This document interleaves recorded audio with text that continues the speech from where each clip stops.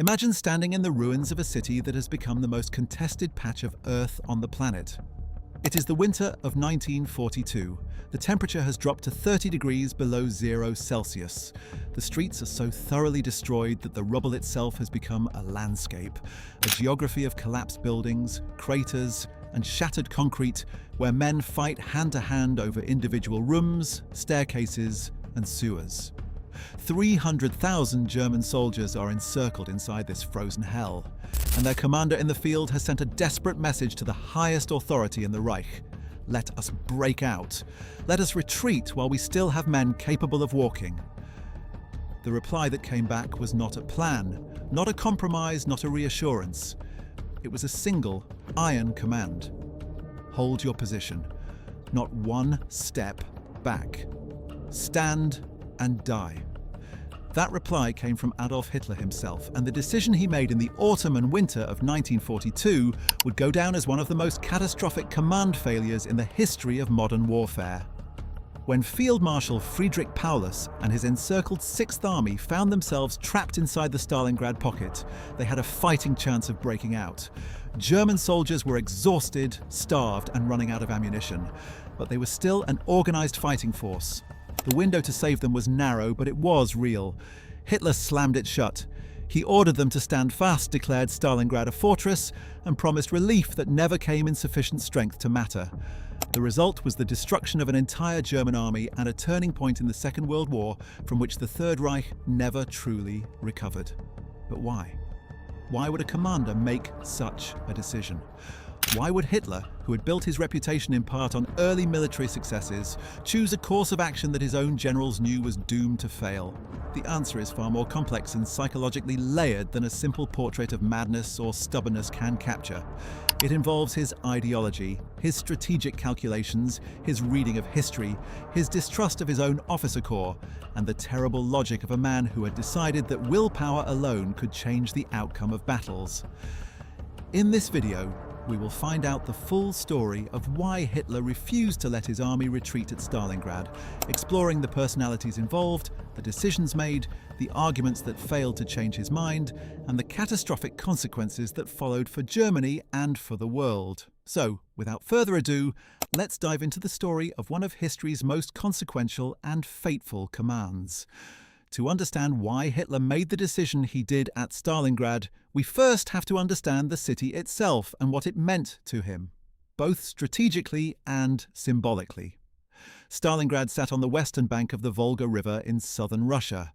It was a major industrial center, home to enormous factories including the Barricady gun factory, the Krasny Oktyabr steel plant, and most importantly, the Stalingrad tractor factory, which had been converted to produce T-34 tanks. Capturing the city would sever the vital artery of the Volga River, cutting off the flow of oil from the Caucasus region and depriving the Soviet war machine of one of its most critical logistical lifelines. That was the strategic rationale, and it was a sound one. An army without oil cannot move its tanks, fly its aircraft, or fuel its trucks, and the Soviets were dependent on the Volga as a transport corridor for the petroleum that kept their forces in the field. But beyond the strategic logic, there was something else at work, something that would ultimately prove far more dangerous. The city bore the name of Joseph Stalin. For Adolf Hitler, a man for whom symbolism and willpower occupied an almost mystical significance in his worldview, the idea of capturing a city named for his great ideological enemy was irresistible. Conversely, when the battle turned against Germany and his generals urged withdrawal, the idea of abandoning a place called Stalingrad to the man whose name it bore was something Hitler found psychologically impossible to accept. The city had become, in his mind, more than a military objective. It was a test of wills between himself and Stalin, a confrontation between two systems of government and two men who each believed themselves the decisive force of the age. To retreat from Stalingrad was, in Hitler's mind, to lose that contest of wills, and that was something he had convinced himself he could not afford to do. The campaign that brought German forces to Stalingrad began in the summer of 1942 with the launch of Case Blue, known in German as Fall Blau.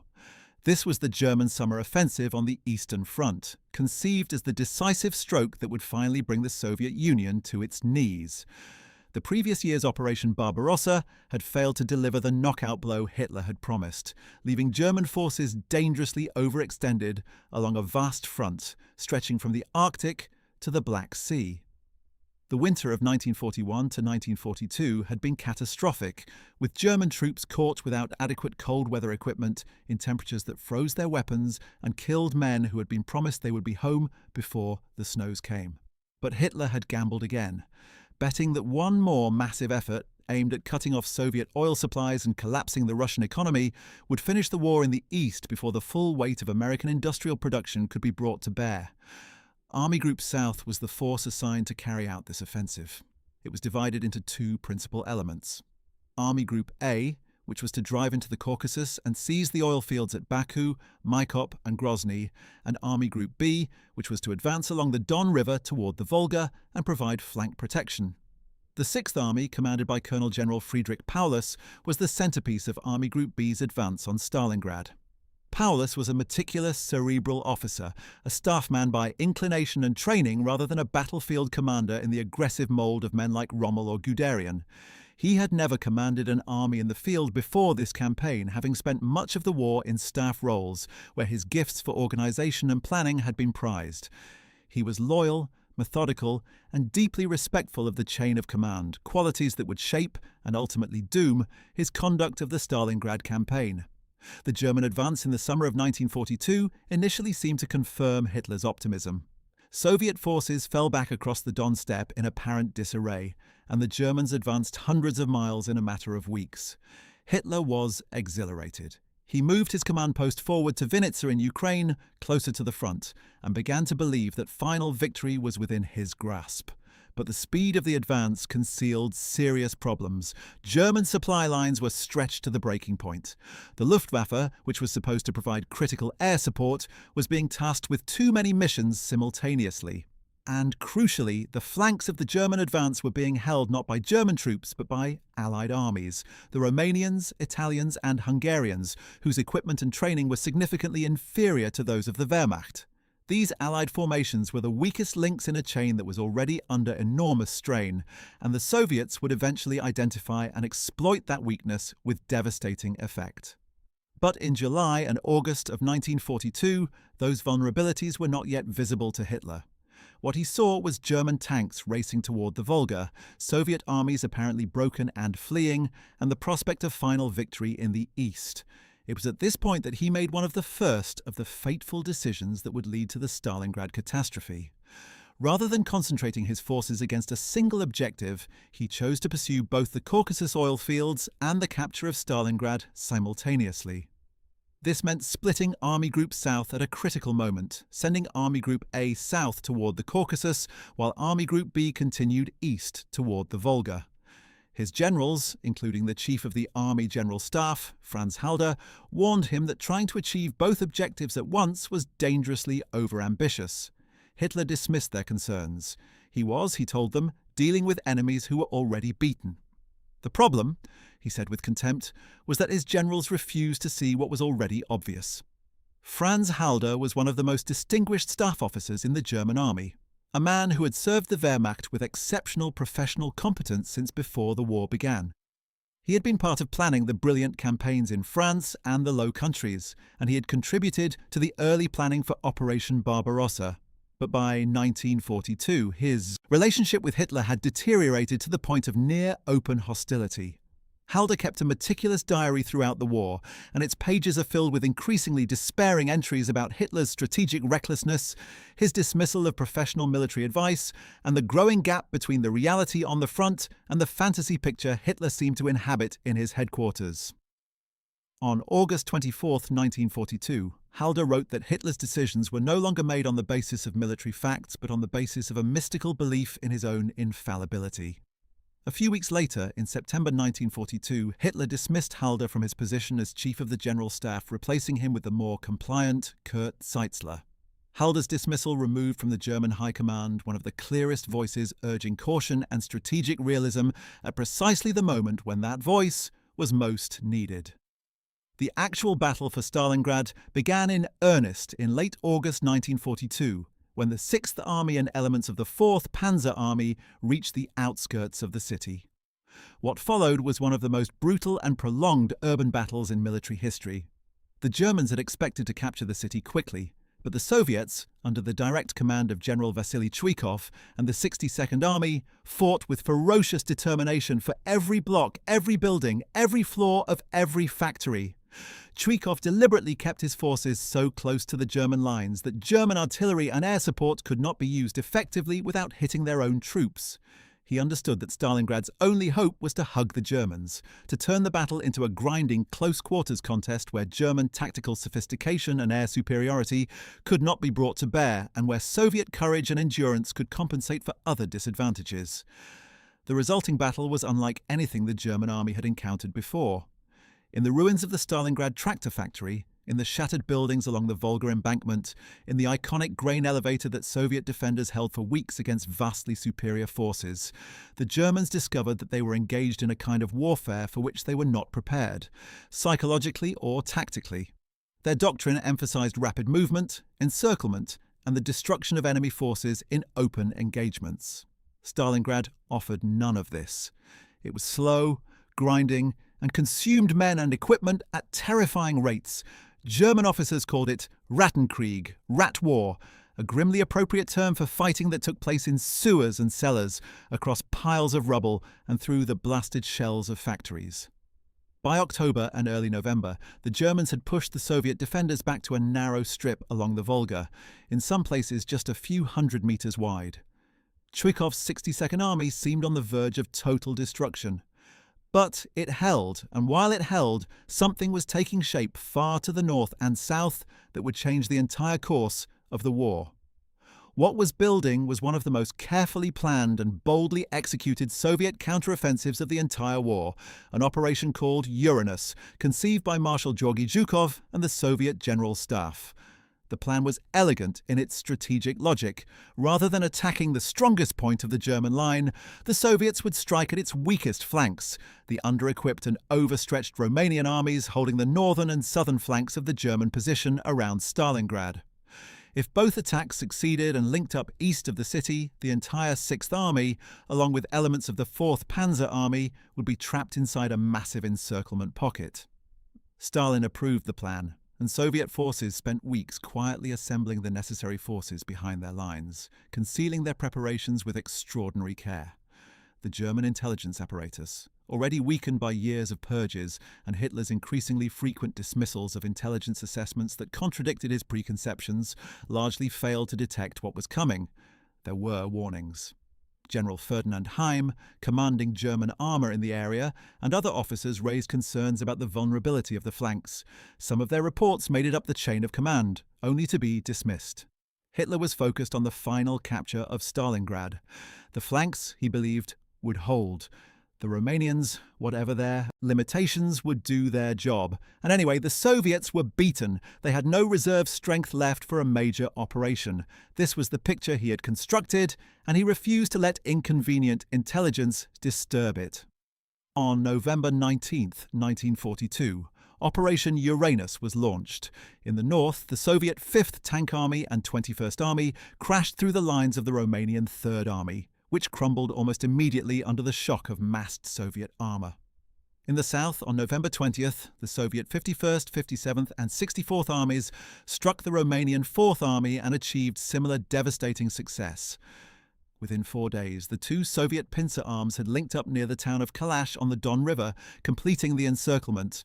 Approximately 330,000 German and Axis troops were now trapped inside the Stalingrad pocket, cut off from the main German lines. The shock at German headquarters was immense.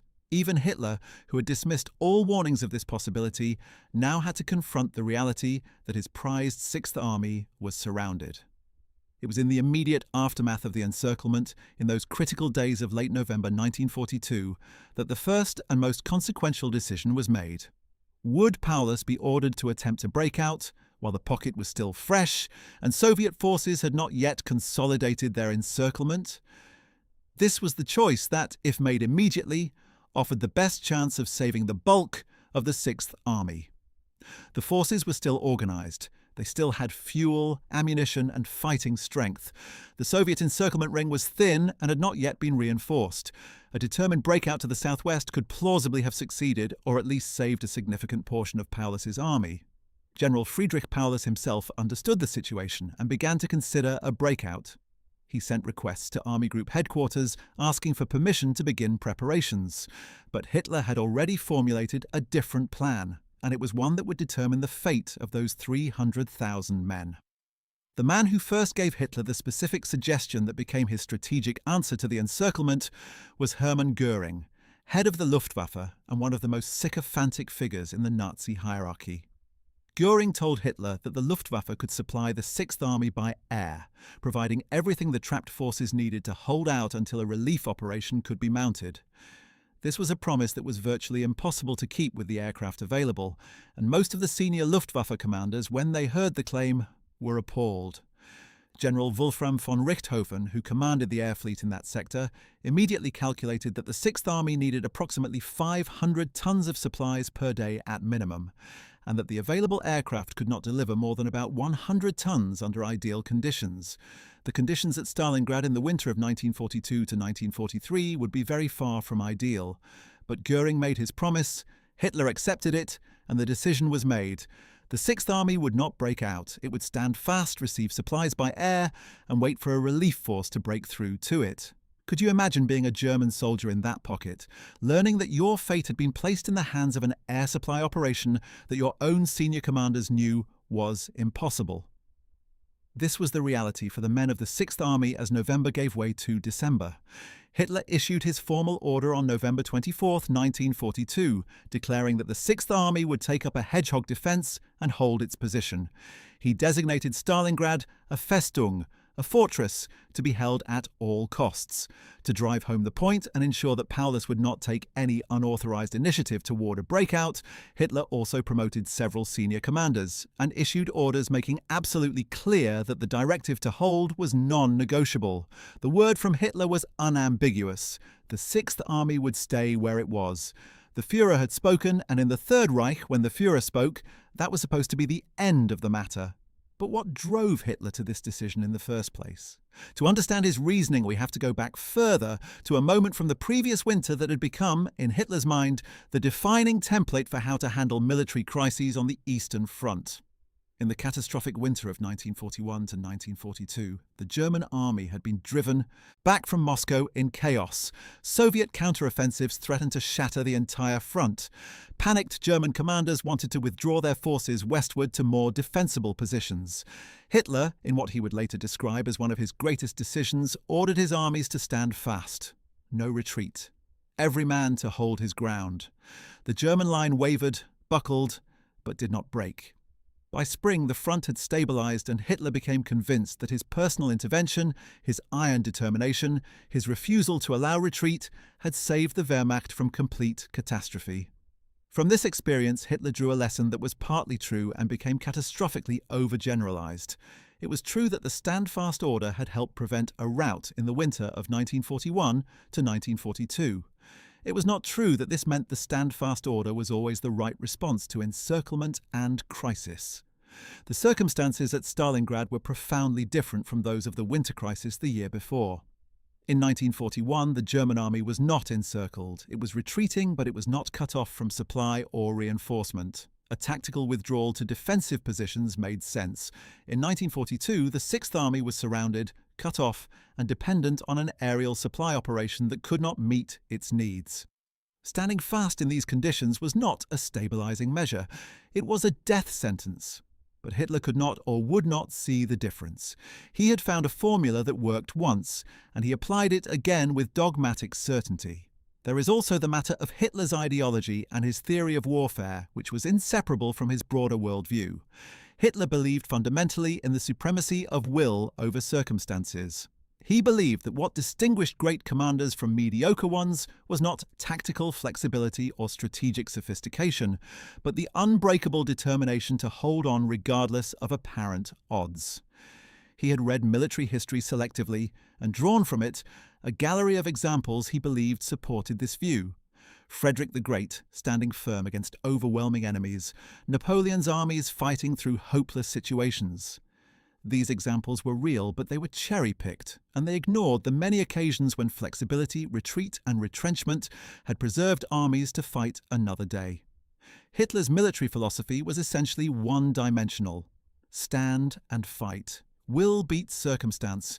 Retreat is the road to destruction. At Stalingrad, this philosophy met a situation it could not solve, and the result was the annihilation of an entire army.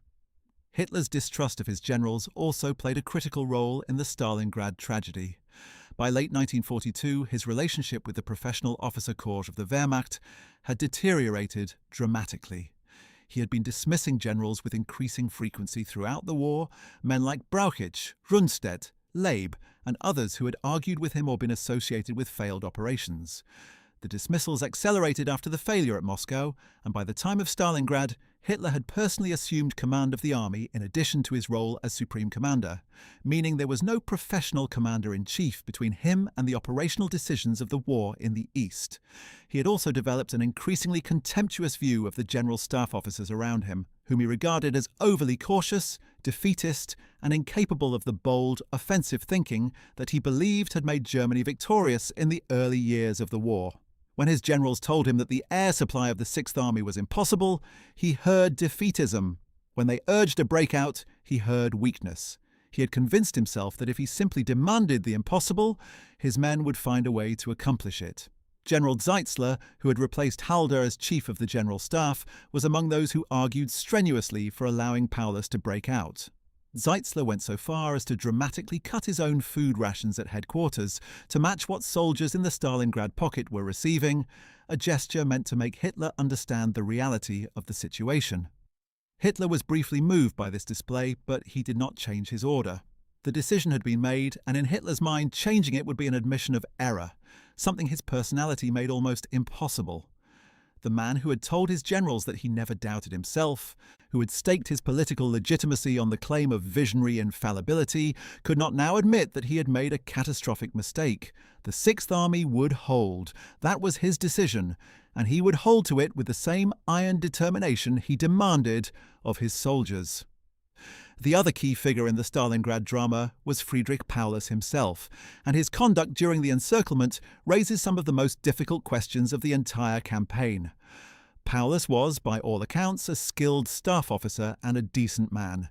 He was not a brutal Nazi ideologue, and he was deeply troubled by the suffering of his men. But he was also a man of profound institutional loyalty, conditioned throughout his career to respect and obey the chain of command. When Hitler ordered him to hold, Paulus obeyed. He sent his reports, he made his requests for permission to break out, and when permission was refused, he executed the orders he had been given. His subordinate commanders, men like General Karl Strecker commanding the Northern Pocket and General Walter Heitz commanding another section, were often even more insistent than Paulus in their requests for permission to act independently.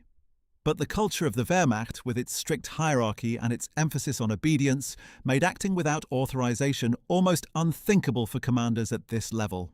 There was one senior German officer who did take decisive action in defiance of Hitler's orders, and his story illuminates just how difficult that act of disobedience was. General Hans Hübel, commanding the 14th Panzer Corps inside the pocket, was flown out of the encirclement by Hitler in January 1943, ostensibly to report to headquarters and help organize the relief effort. Hübel was a tough, capable, one-arm veteran who was deeply respected by his men. When he was brought out, he expected to be asked to return with a relief force, or at least with authorization for a breakout. Instead, he found himself caught in the machinery of Hitler's decision, forced to tell his men via radio that relief was coming, that they should hold on. There were other officers who were flown out of the pocket in the final weeks, and many of them carried with them the anguished sense that they were abandoning their comrades. The guilt some of them felt lasted for the rest of their lives. What of the relief operation itself, the effort to break through to the surrounded Sixth Army that was supposed to make standing fast survivable? Operation Winter Storm was launched on December 12, 1942, under the command of Field Marshal Erich von Manstein, arguably the most gifted operational commander in the German army. Manstein assembled a relief force, primarily built around the 57th Panzer Corps under General Hermann Hoth, and drove northward from the Kotelnikovo area towards Stalingrad. The operation made initial progress, advancing about 60 kilometers in the first week. At its closest point, Hoth's forces came within about 48 kilometers of the Stalingrad pocket. For a brief, desperate moment, it seemed possible that a corridor might be opened. But two things prevented this from happening. First, the relief force was simply not strong enough. Manstein had been promised additional divisions that never arrived, diverted to other crises on the collapsing front. What he had was a fraction of what was needed to break through Soviet defences that had been rapidly reinforced following the encirclement. Second, and crucially, for the relief operation to succeed, it required the 6th Army to fight its way southwards simultaneously, to break out and link up with Hoth's advancing force. This was the operation that Paulus was not authorized to execute without Hitler's permission. Manstein urged him to act. He sent a signal using the code word thunderclap, the prearranged signal for the 6th Army to begin its breakout attempt. Paulus consulted Hitler and was refused. He did not move. Hoth's force, unable to push through alone, and now threatened by the Soviet Operation Little Saturn, which was attacking German lines far to the north and west, was eventually forced to withdraw. The last realistic chance to save the 6th Army had been squandered. Manstein's role in the Stalingrad drama is one of the most debated aspects of the entire campaign. As a senior commander and perhaps the most respected operational mind in the Wehrmacht, he was arguably the person best positioned to force a change in Hitler's decision. But Manstein, like Paulus, operated within the constraints of the military hierarchy he had served his entire career. He argued with Hitler. He presented his professional judgment forcefully and repeatedly. He used every lever of military persuasion available to him. But he did not refuse a direct order or threaten resignation, which might, some historians argue, have forced Hitler's hand. Others argue that any such gesture would simply have resulted in Manstein's removal and replacement with a more compliant commander without changing a Hitler's decision. This debate remains unresolved, but it speaks to the fundamental problem of the Third Reich's command structure, a system in which one man's will was supposed to override all professional military judgment, and in which the professionals had either been conditioned to defer or had been removed if they pushed back too hard. The question of whether a breakout could have succeeded even in late November and early December 1942 is one that military historians have debated extensively. The consensus view is that an immediate breakout in the days following the encirclement, before Soviet forces consolidated their ring, offered a genuine chance of success. The 6th Army was still organized and had mobility. The encirclement ring was thin. A determined attack to the southwest, coordinated with a thrust from outside the pocket, could plausibly have saved a substantial portion of the army. As time passed, however, the window narrowed rapidly. The Soviets reinforced their encirclement with multiple armies. The German troops inside the pocket consumed their supplies, weakened from cold and hunger, and lost the physical capability to execute the kind of aggressive maneuver a breakout would require. By January 1943, the breakout option had largely ceased to exist. The men were too weak, too cold, too ill, and too short of fuel and ammunition to break through determined Soviet defences. Hitler's refusal to authorize a breakout in November and December had consumed the opportunity while it existed. Inside the pocket, the reality of Hitler's decision played out in the most brutal possible terms. The Luftwaffe's air supply operation, the cornerstone of his plan to keep the army alive, was an almost complete failure. The promised 500 tons of daily supplies never materialized. On most days, the Luftwaffe managed to deliver less than 100 tons, sometimes far less. Transport aircraft were lost at alarming rates to Soviet fighters, anti-aircraft guns, and the terrible weather. The airfields inside the pocket were gradually overrun as Soviet forces compressed the perimeter, reducing the already inadequate delivery capacity still further. Pilots and crews flew in terrible conditions, many of them losing their lives to bring supplies that made no meaningful difference to the trapped army's situation. The gap between what Hitler had promised and what the Luftwaffe could deliver was a measure of the fundamental disconnect between his orders and reality. The men inside the pocket endured conditions that are almost impossible to comprehend from a comfortable remove. Winter temperatures dropped to 30 and 40 degrees below zero. Rations were steadily reduced until soldiers were receiving a few hundred calories per day, a fraction of what a man needs to sustain himself even at rest, let alone in combat. Horses were slaughtered for food when they died or when other protein ran out. Frostbite claimed fingers, toes, ears, and noses.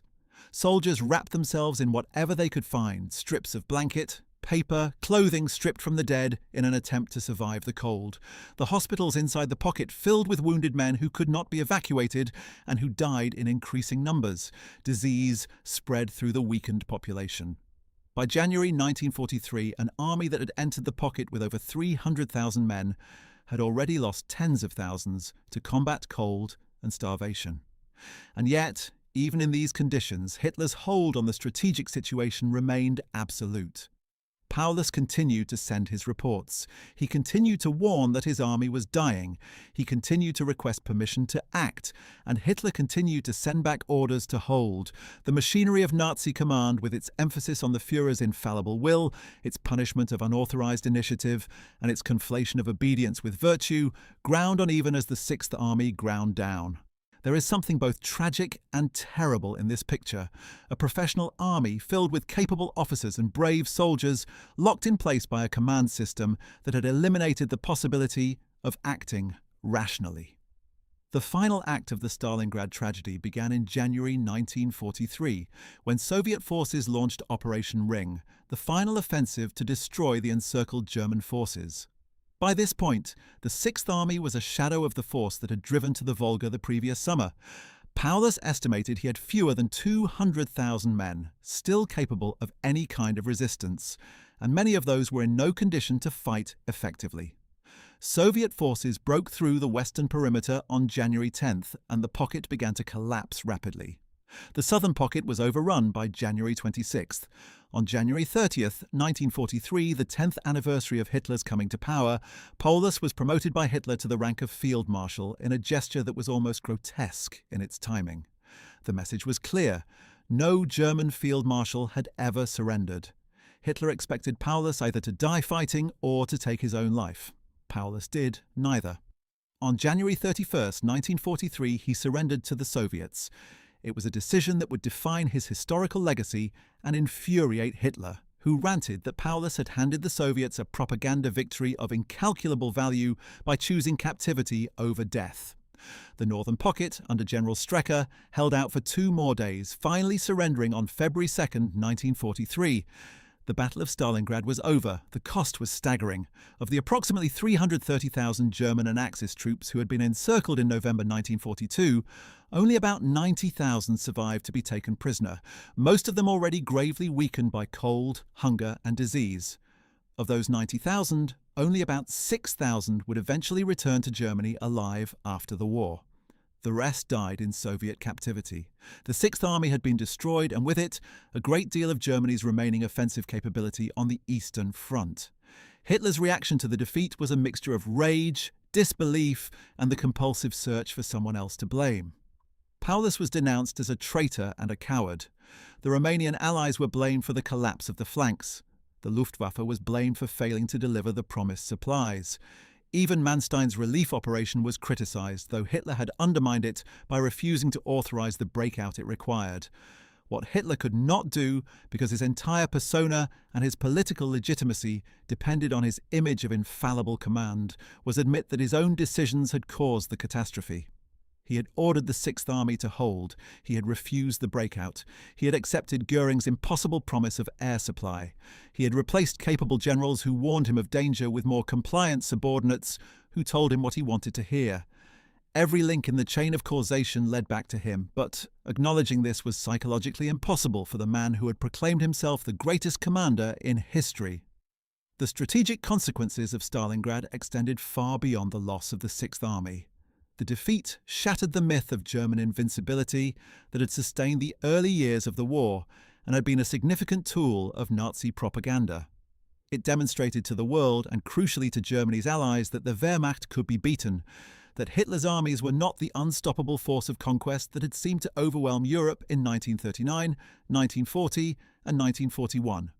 Romania, Hungary, and Italy, which had provided significant numbers of troops to the Eastern Front, in part because they feared standing apart from what seemed an inevitable German victory, now had to recalculate their positions. Finland, which had been a co-belligerent, began cautiously exploring diplomatic options. In North Africa, where German and Italian forces under Rommel were already in serious difficulty, the news from Stalingrad accelerated the crisis of confidence among Axis partners. Domestically in Germany, the effect of Stalingrad was profound, though the full scale of the defeat was initially obscured by propaganda.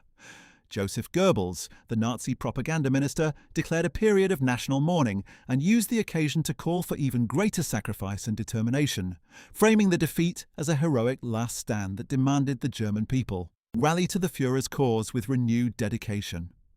The famous Sportpalast speech of February 18, 1943, in which Goebbels asked the crowd whether they wanted total war, was in part a response to the need to maintain morale after Stalingrad. But underneath the propaganda, the German population's confidence in ultimate victory was permanently dented. The letters that soldiers wrote home from inside the pocket, many of which were censored and studied by Nazi security services, showed a range of emotions from determination to despair, and the security services' own reports noted a significant decline in public optimism following the defeat.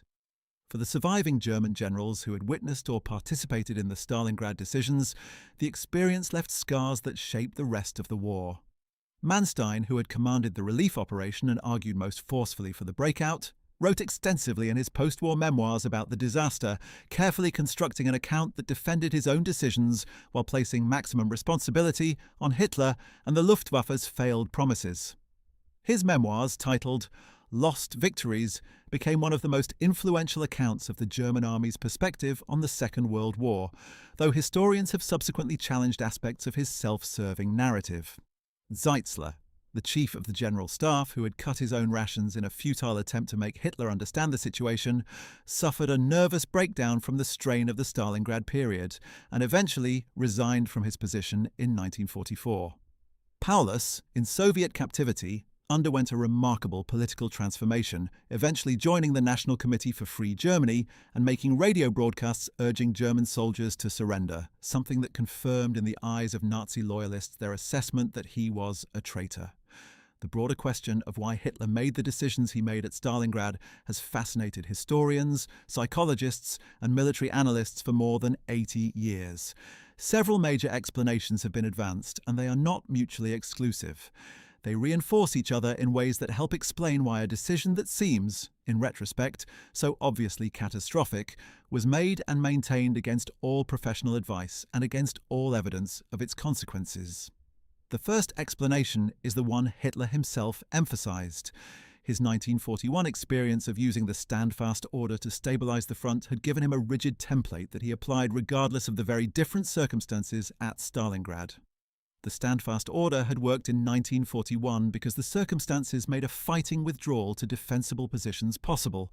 It could not work at Stalingrad because the army was surrounded and the circumstances made standing fast a death sentence rather than a stabilizing measure. But Hitler was incapable of making this distinction or unwilling to make it because acknowledging that the same formula could produce opposite results depending on circumstances would undermine his belief in the power of will over circumstance. The second explanation focuses on the symbolic importance of the city's name. Retreating from a place called Stalingrad, in a battle that the whole world was watching, meant handing Stalin a personal triumph of immense propaganda value. Hitler could see this clearly and it paralyzed him. He would rather see an entire army destroyed than give Stalin the satisfaction of retaking the city that bore his name. This was not strategically rational reasoning, but it was psychologically consistent with everything we know about Hitler's worldview, in which politics, ideology, and prestige counted for as much as military logic. The third explanation focuses on the structural pathologies of the Nazi command system. Hitler had systematically dismantled or marginalized the professional officers who might have checked his worst impulses.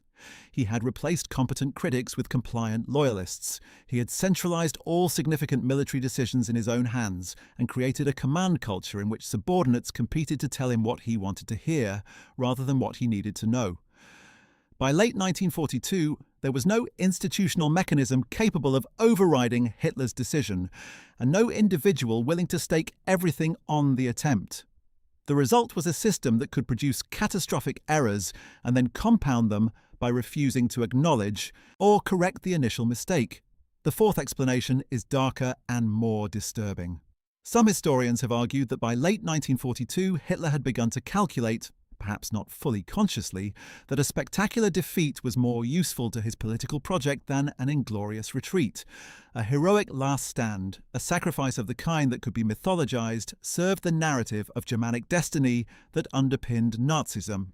An army that died fighting to the last man and bullet could be commemorated as martyrs. An army that retreated and saved itself offered no such propaganda value. Whether this calculation was truly operative in Hitler's decision-making is impossible to know with certainty, but it is consistent with the logic of a regime that had made the celebration of sacrifice central to its ideology. The fifth explanation is simply psychological. By late 1942, after years of unprecedented power and an unbroken record of early successes, Hitler had become genuinely unable to process the idea that his own decisions could be wrong. The megalomania that was always present in his character had been reinforced by years of triumph and surrounded by an environment that systematically punished anyone who challenged his views.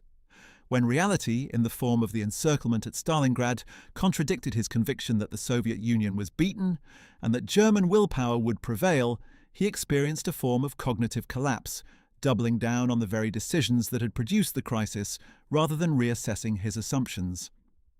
This is not an unusual psychological response in individuals who have been conditioned to believe in their own infallibility, but in Hitler's case, it played out on a stage of world historical consequence, and hundreds of thousands of men died as a result. The German officers who served at Stalingrad and survived would spend the rest of their lives wrestling with what had happened and with their own roles in it. Some, like Manstein, constructed carefully self-exculpatory narratives. Others fell silent. A few, like Paulus, underwent genuine transformations of belief. But all of them had to live with the knowledge of what had been done and what had not been done in those critical weeks of November and December 1942, when the decisions that condemned the Sixth Army were made and when the opportunities to save it were missed one by one. The Stalingrad battle produced a generation of German commanders who understood, in their bones, the dangers of the kind of inflexible command that Hitler represented. Some of them, like Zeitzler, broke under the strain.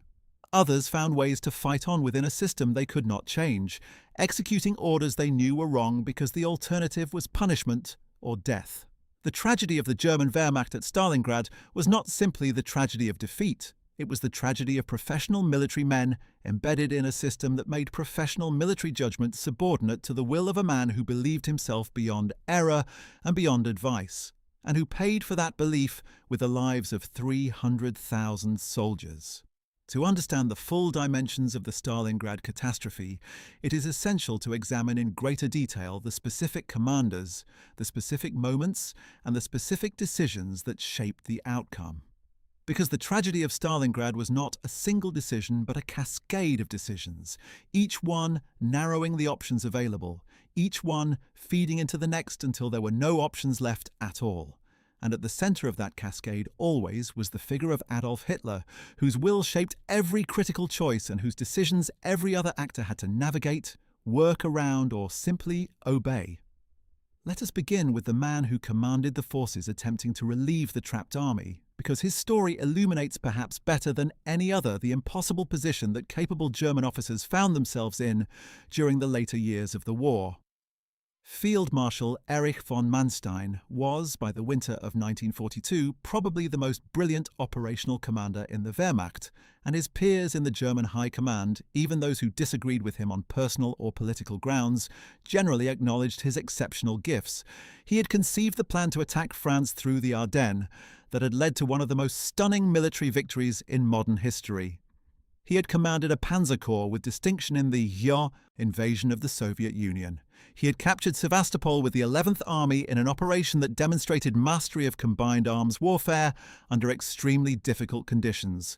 By late 1942, he had earned a reputation as the German officer best equipped to deal with operational crises, and it was precisely this reputation that led to his appointment to command the newly created Army Group Don, charged with relieving the encircled 6th Army.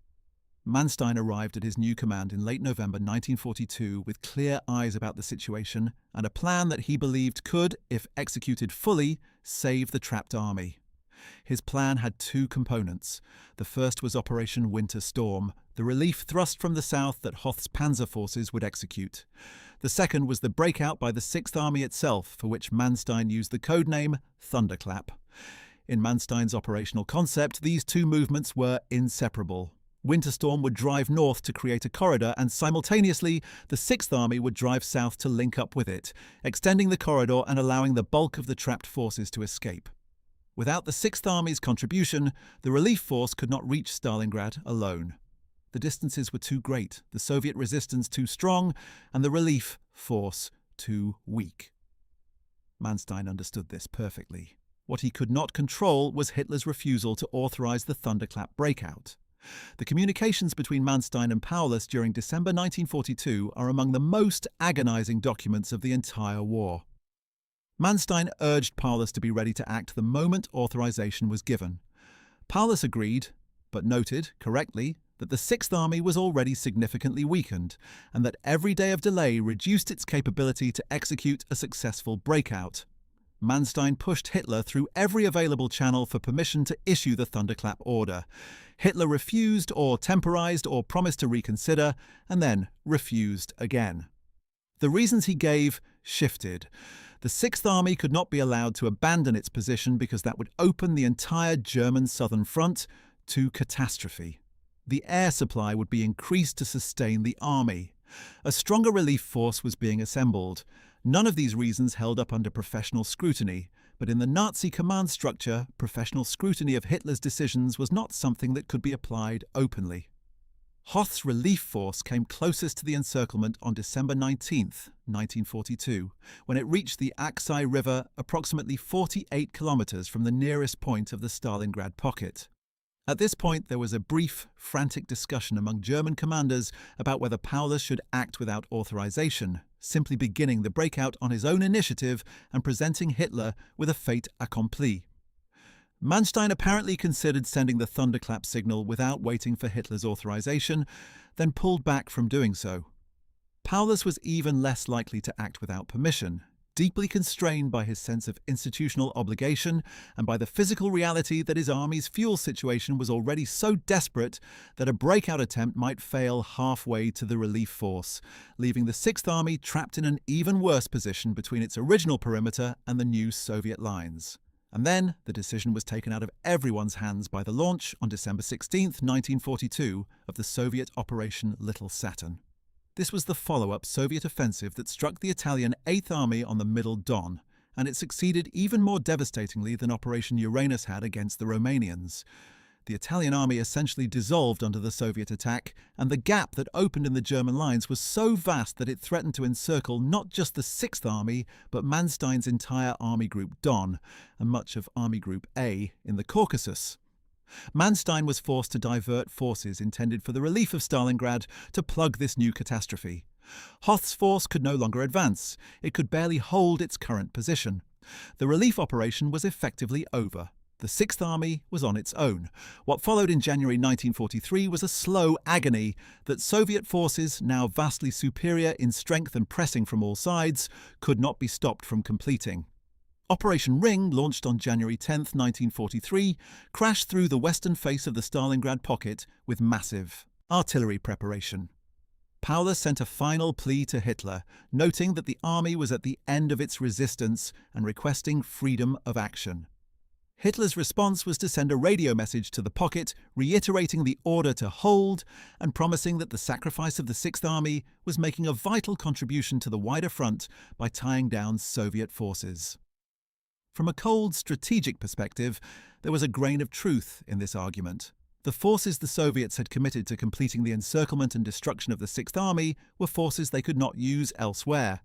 But the argument carried little comfort to the men in the pocket who were dying of cold, hunger, and Soviet bullets, and it would have carried more weight if Hitler had actually been trying to exploit the strategic opportunity it claimed to create, rather than watching his southern front crumble.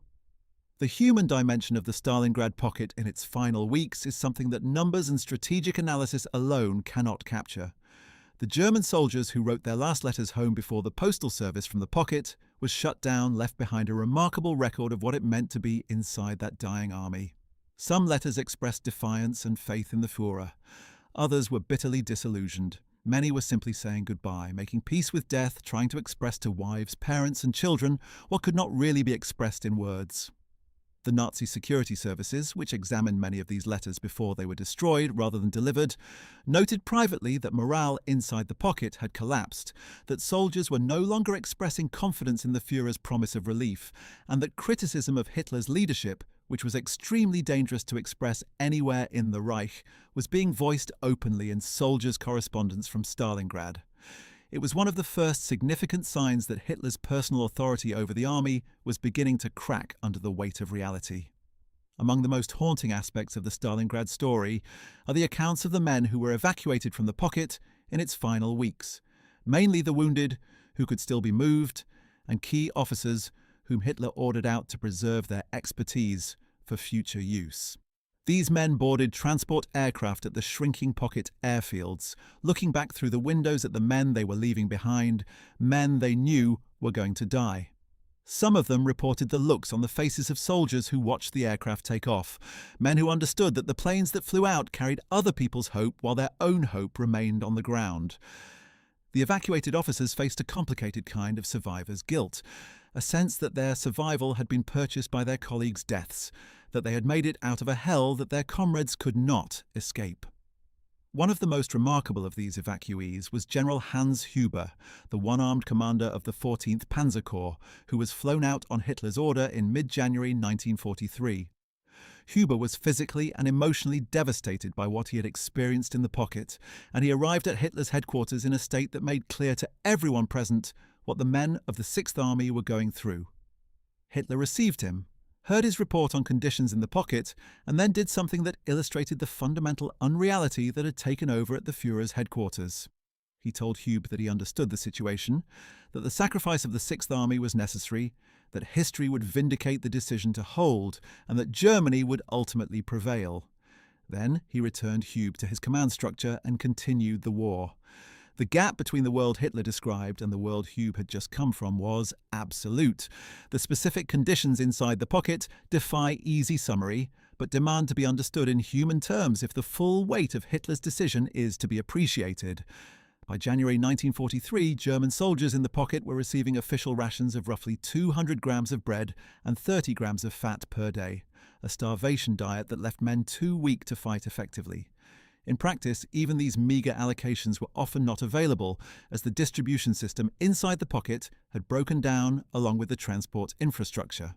Men foraged for anything edible among the ruins, eating horses, cats, and in some documented cases, material that would not normally be considered food. Frostbite cases filled the hospitals and aid stations, with doctors performing amputations under conditions of near-total medical supply exhaustion. Gangrene spread through wounds that would have been treatable in normal circumstances. Typhus began to appear. Men who had been among the finest soldiers in Europe the previous summer were, by February 1943, barely able to lift their weapons. The psychological effects on the trapped soldiers were equally severe. The Soviet propaganda operation, which regularly broadcast to the pocket and dropped leaflets from aircraft and artillery shells, was sophisticated and targeted.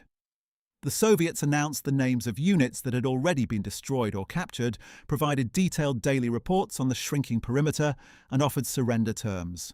Initially, German soldiers largely ignored or dismissed this propaganda, conditioned by years of training that Soviet captivity meant death or a Siberian labor camp from which no one returned.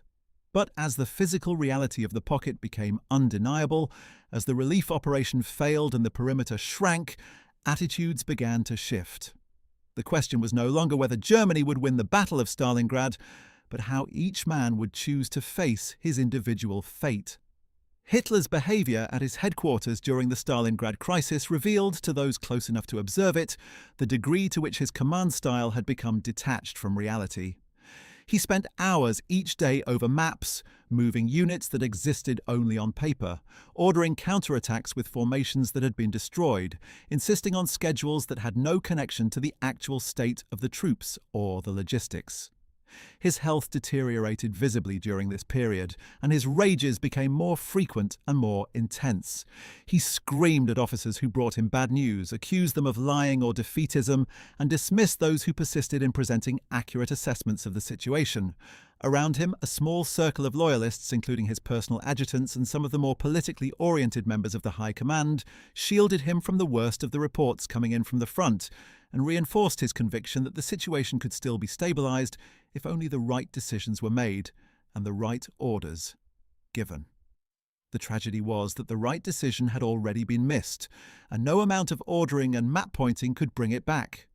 The Luftwaffe's role in the Stalingrad disaster deserves extended examination, because it illustrates with particular clarity how the entire command system worked to produce catastrophic outcomes by telling Hitler what he wanted to hear, rather than what was true. When Göring made his promise that the Luftwaffe could supply the Sixth Army by air, he did so not on the basis of a careful assessment of the available aircraft, the flying distances, the weather conditions, and the Soviet air defences, but on the basis of a desire to be seen as the man who had saved the situation and a deep reluctance to deliver bad news to Hitler. The professional Luftwaffe commanders who did make the calculations were appalled. Hans Jeschonek, the Luftwaffe Chief of Staff, reportedly said when he heard Göring's promise that it was simply impossible. Wolfram von Richthofen, whose air fleet was assigned the supply mission, recorded in his diary that the promise was irresponsible and could not be fulfilled. But Göring had made the promise and it had been accepted, and now the Luftwaffe was committed to an operation that its own commanders knew was doomed. The aircraft available were primarily Junkers Ju-52 transport planes, workhorses of the Luftwaffe, but relatively slow, vulnerable to fighter attack and anti-aircraft fire, and available in insufficient numbers. The flying distances from the available airfields to the Stalingrad pocket were at the edge of the aircraft's operational range, meaning that payload had to be reduced, and that any diversion or delay could be fatal. Soviet fighters and anti-aircraft batteries, which were concentrated along the supply routes, began taking an increasing toll on the transport fleet. Aircraft that were lost could not be replaced fast enough to maintain the required sortie rate. And the weather, that brutal Russian winter weather, grounded aircraft on many of the days when the army inside the pocket was most desperately in need of supplies. The numbers tell the story with brutal clarity. The Sixth Army needed a minimum of 300 tons per day to maintain itself in a non-combat defensive posture. For actual combat operations, it needed 500 tons or more. The Luftwaffe managed to deliver an average of approximately 100 tons per day, and on many days the figure was far lower. On some days, no deliveries reached the pocket at all. The shortfall was fatal, literally, for the men inside. Every ton below the required minimum represented men who went hungry, ammunition that ran out, medical supplies that were not available, fuel that prevented vehicles from moving. The gap between Göring's promise and the Luftwaffe's delivery was the gap between life and death for 300,000 men. The aircraft losses were also staggering. Over the course of the airlift, the Luftwaffe lost approximately 500 transport aircraft, along with the trained crews who flew them. These losses had consequences that extended far beyond Stalingrad. The transport fleet that was consumed in the Stalingrad airlift represented a significant portion of Germany's overall air transport capability, and its destruction meant that future operations that required air transport would be compromised. The Luftwaffe's losses in trained pilots and crews, accumulated throughout the war but accelerated by operations like the Stalingrad airlift, were a growing problem that would never be fully addressed by the German training system's production rate. General Wolfram von Richthofen, who commanded Luftflotte 4 and was directly responsible for the airlift operation, kept a diary throughout this period that is a remarkable document of professional anguish. He repeatedly recorded his frustration at being ordered to execute an operation he knew was impossible, his attempts to convey the reality of the situation to higher command, and the consistent failure of those attempts to produce any change in the orders he received. On January 9, 1943, he wrote that the situation was hopeless and that the army inside the pocket was dying. His diary entry was not a cry of despair, but a clinical assessment by a professional airman who had done the arithmetic and found that the numbers did not add up, had never added up, and could never have added up given the resources available. He was right. He had been right from the beginning. But being right was not enough to change the orders, and the orders were not changed. The relationship between Hermann Göring and the Stalingrad disaster is one of the great examples in military history of how an officer's desire to maintain his standing with a powerful leader can produce decisions of catastrophic consequence. Göring had made his promise to Hitler in the knowledge that it could not be kept, or at least without making the calculations that would have revealed this. He had done so because he feared the consequences of telling Hitler that the Luftwaffe could not save the Sixth Army, and because the opportunity to appear as the man who had found the solution was irresistible to his vanity. The personal cost to Göring of his failure at Stalingrad was a significant reduction in Hitler's esteem and confidence, a reduction that never quite recovered. But the cost to the men of the Sixth Army was absolute. They paid with their lives for Göring's desire to be seen as the saviour of the situation. The broader pattern of Hitler's command that Stalingrad exemplified did not begin there, and it did not end there. Throughout the war, there was a recurring cycle in which Hitler's strategic overconfidence led to advances beyond what German logistics could sustain. Then, his refusal to authorize timely retreats turned manageable setbacks into catastrophes. Then his dismissal of commanders associated with the failures removed experienced officers from positions where they could have done the most good. Then the replacement of those commanders with more compliant subordinates made the next cycle of overconfidence more likely. Stalingrad was the most dramatic example of this cycle, but it was not the only one. The pattern repeated itself in North Africa, in Italy, in the invasion of the Soviet Union at every stage, and eventually in the defense of Germany itself. The German officer corps that survived Stalingrad carried the experience with them as a bitter lesson in what happens when professional military judgment is systematically overridden by political authority convinced of its own infallibility. Manstein, who continued to command Army Group Don and then Army Group South through 1943 and into 1944, achieved some remarkable defensive successes in the period following Stalingrad, including the brilliant counterstrike at Kharkov in February and March 1943 that temporarily stabilized the southern front. But he did so always within the constraints imposed by Hitler's command style, always fighting for resources and authorization against a system that gave priority to the Führer's strategic intuitions over professional military assessment. The miracle was not that the German army eventually collapsed, but that it held together as long as it did under the conditions that the Nazi command system imposed upon it. Zeitzler's experience as chief of the General Staff during and after Stalingrad is particularly instructive. He had come to the job with a reputation as an energetic and capable officer, and Hitler had chosen him specifically because he seemed less inclined to argue than his predecessor Halder. But the Stalingrad crisis tested even Zeitzler's loyalty to the command structure. He argued with Hitler, he cut his own rations, he presented professional assessments that contradicted Hitler's strategic vision. For a time, this seemed to have some effect. Hitler tolerated Zeitzler's persistence in a way he had not tolerated Halder's. But ultimately, Zeitzler could not change the fundamental reality that Hitler's will was supreme, and that professional military advice had to fit within the framework of that will or it would be ignored. The cumulative stress of this impossibility, of trying to exercise professional responsibility within a system that had no room for it, eventually broke Zeitzler physically and mentally.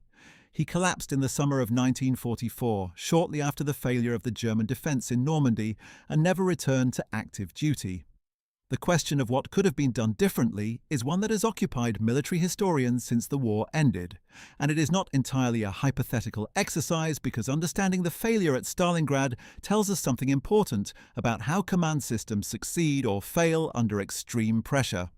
The most fundamental change that would have altered the outcome at Stalingrad was structural rather than individual, a command system in which Hitler's strategic intuitions were subject to genuine professional review, in which his decisions could be overruled or modified by qualified military judgment, would have been vastly more likely to authorize the breakout in November 1942 that might have saved the Sixth Army. No individual decision within the existing command structure could have saved the situation once Hitler had decided to hold, because every individual decision ultimately flowed through him and was shaped by his will. The system was the problem, and the system was Hitler. This is not to absolve the individual commanders of responsibility. Manstein could have threatened to resign unless the breakout was authorized. Paulus could have acted on his own initiative. Other senior commanders could have collectively confronted Hitler with the reality of the situation in a way that made it impossible for him to ignore. But these acts of professional courage were constrained by everything from the culture of military obedience to the very real fear of what happened to officers who openly defied the Führer. Men had been shot for less. Careers had been destroyed for less. The atmosphere of fear and compliance that Hitler had cultivated in his high command was itself a weapon that he used, consciously or not, to prevent the kind of professional military review that might have saved the Sixth Army.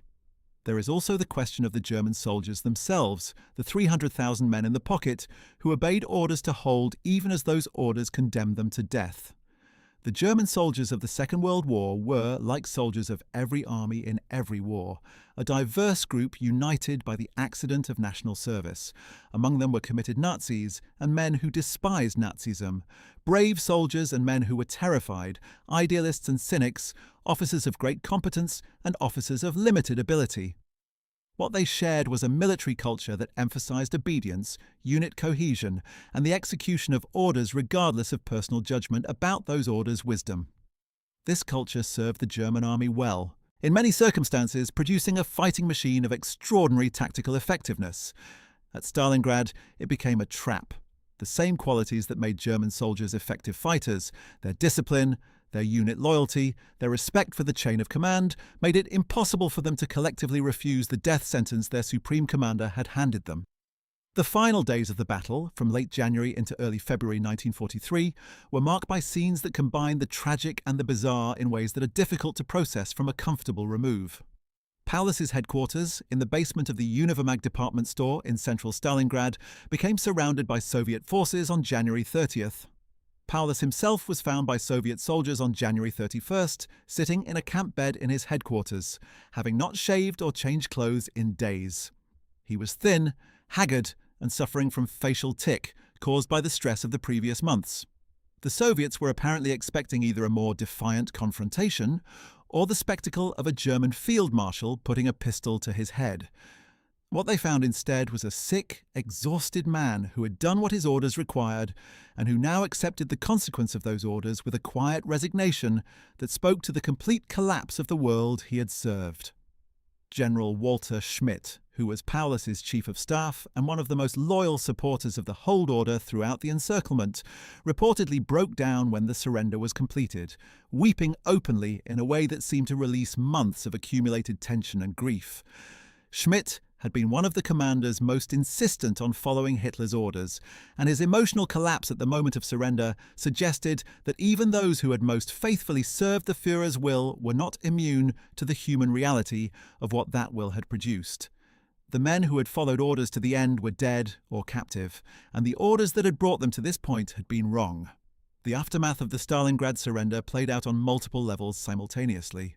On the military level, the destruction of the Sixth Army created a gap in the German southern front that required enormous efforts to stabilize. Manstein's brilliant February counteroffensive, which recaptured Kharkov and temporarily restored a coherent defensive line in the south, disguised for a few months the strategic damage that Stalingrad had done. But the fundamental truth remained. Germany had lost irretrievably the offensive capability on the Eastern Front that would have been necessary to win the war. After Stalingrad, Germany could never again mount the kind of sustained offensive that might have broken Soviet resistance. The initiative had passed to the Soviets, and it would not return. On the propaganda level, Goebbels worked furiously to manage the damage. The 3 days of national mourning that followed the final capitulation were framed not as an admission of defeat, but as a tribute to heroism. An assertion that the sacrifice of the Sixth Army had purchased vital time and demonstrated the indomitable spirit of the German soldier. Special radio broadcasts, newspaper articles, and public commemorations all worked to construct a narrative in which Stalingrad was a tragedy, but not a disaster. A test of national character that the German people had passed by, refusing to despair. This narrative was partially successful in the short term, maintaining public morale at an acceptable level. But it could not forever disguise the reality that 300,000 German soldiers were gone, that a major Soviet offensive had succeeded where German intelligence had said it could not, and that the war in the East had entered a new and darker phase for Germany. Among the German population, the effect of Stalingrad was felt most acutely by the families of the men who had been in the pocket. The uncertainty about casualties was particularly cruel. For weeks and months after the surrender, families received no word about the fate of their loved ones. Some men were listed as missing, a category that could mean anything from death in combat to capture to desertion.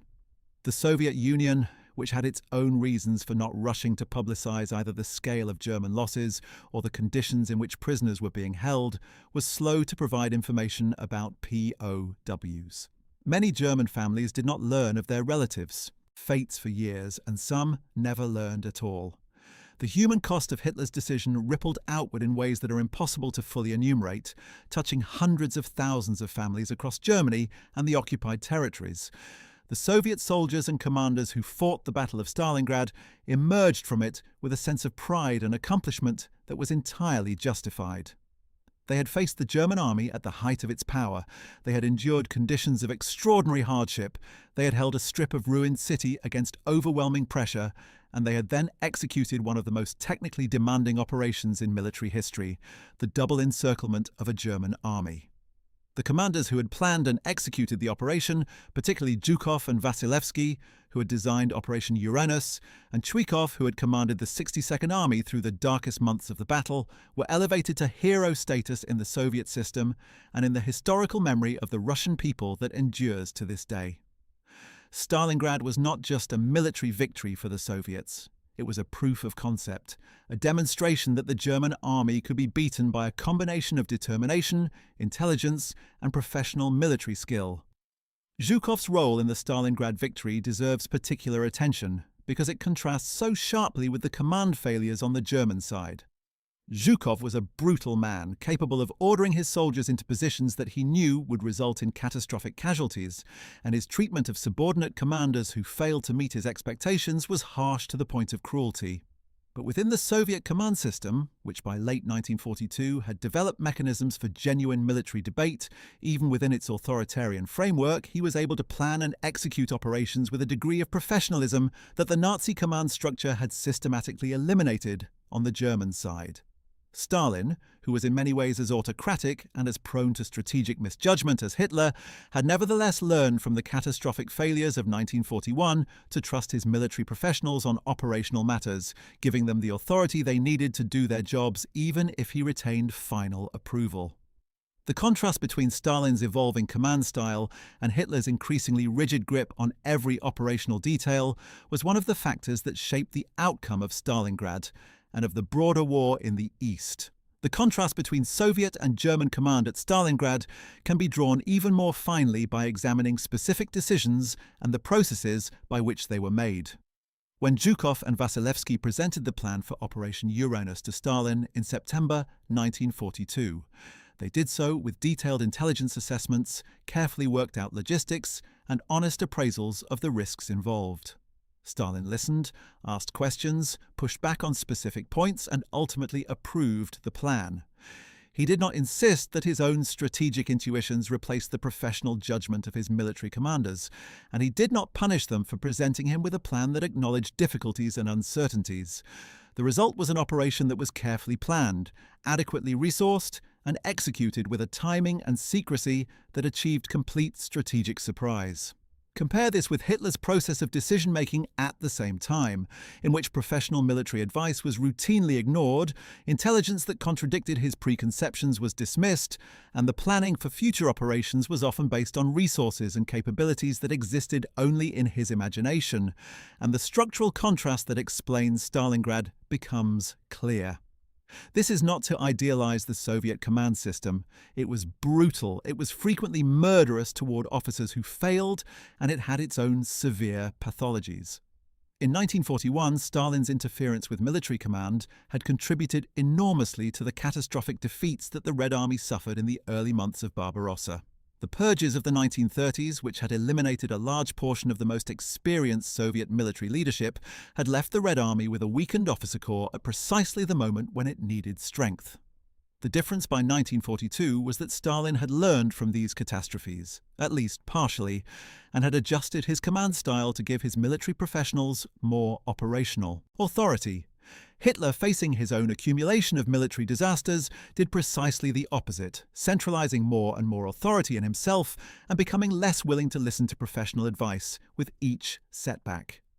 The role of ideology in Hitler's decision-making at Stalingrad cannot be overestimated, and it operated on multiple levels simultaneously. The most obvious ideological factor was his contempt for the Soviet enemy, a contempt rooted in his racial theories that classified Slavic peoples as inferior. This contempt had led to the systematic underestimation of Soviet military capabilities that pervaded German planning from the very beginning of Barbarossa, and it persisted even after the Red Army had repeatedly demonstrated that it could not be dismissed. When German intelligence reported Soviet capabilities or assessed Soviet reserves, Hitler consistently discounted these assessments in the direction of his ideological preconceptions.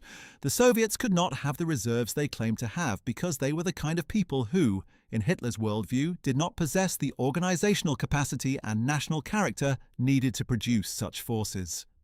When Operation Uranus proved that the Soviets did have such reserves, the cognitive dissonance must have been considerable. The ideological factor operated at another level as well, in Hitler's conception of what military leadership meant and what soldiers were supposed to do. His model of the ideal soldier was one who fought to the last, who chose death over surrender, who demonstrated through physical sacrifice the superiority of will over circumstance. This model was embedded in Nazi ideology, which glorified struggle, sacrifice, and the triumph of will as the defining virtues of the German national character. When Hitler ordered the Sixth Army to hold without retreat and ultimately without hope of relief, he was not simply making a military judgment. He was enacting his ideology, demonstrating through his soldiers' sacrifice the truth of his beliefs about will, duty, and the German national destiny. The soldiers in the Stalingrad pocket were, in this worldview, not victims of a catastrophic command failure, but enactors of a higher truth.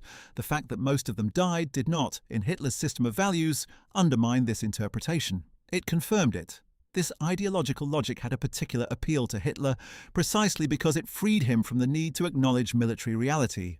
If the purpose of the Sixth Army's sacrifice was ideological rather than purely military, then the metrics by which military success was measured, survival, escape, the preservation of fighting strength for future operations, became irrelevant. The army had served its purpose by demonstrating the willingness to fight to the end, by tying down Soviet forces, by providing a moment of national heroism that could be used to motivate the German people for continued sacrifice. That most of its men died or were captured was, in this framework, a feature rather than a bug.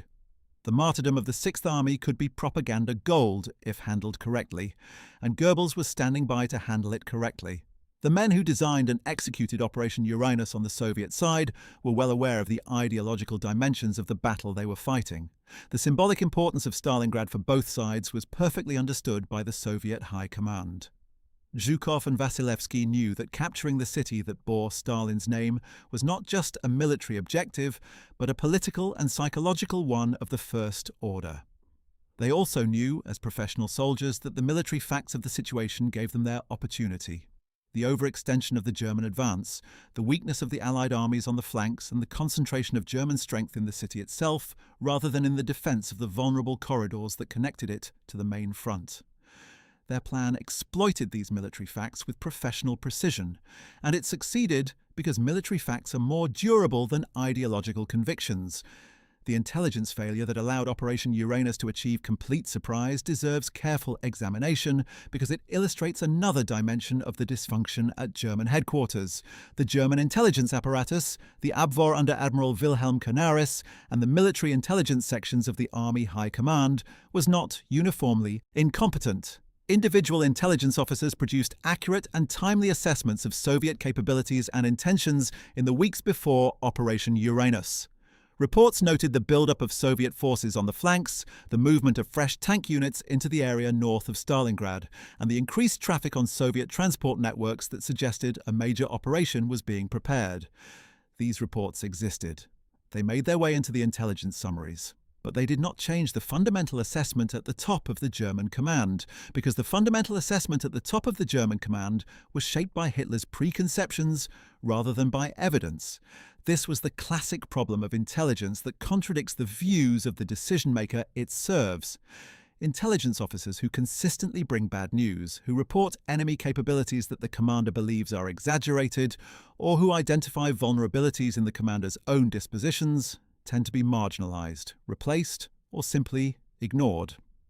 By late 1942, the pattern of intelligence reports being dismissed because they contradicted Hitler's strategic vision had been repeated so many times that some intelligence officers had begun to self-censor, presenting assessments they knew Hitler would accept rather than assessments that were professionally accurate. The result was an intelligence system that told Hitler not what the enemy was doing, but what Hitler was willing to hear about what the enemy was doing. This is one of the most dangerous forms of systemic dysfunction in any command organization, and at Stalingrad, it was fatal. The Soviet deception operation that concealed the preparations for Uranus from German intelligence was also impressive by any standard. The Soviets moved their forces primarily at night, maintained strict radio silence, used camouflage extensively, and fed false information through channels they knew the Germans were monitoring. Soviet commanders rehearsed their units for the offensive while maintaining the outward appearance of purely defensive activity. The contrast with the German approach to operational security, which had deteriorated significantly as the war progressed, and as Hitler's optimism made careful concealment seem less important, was striking.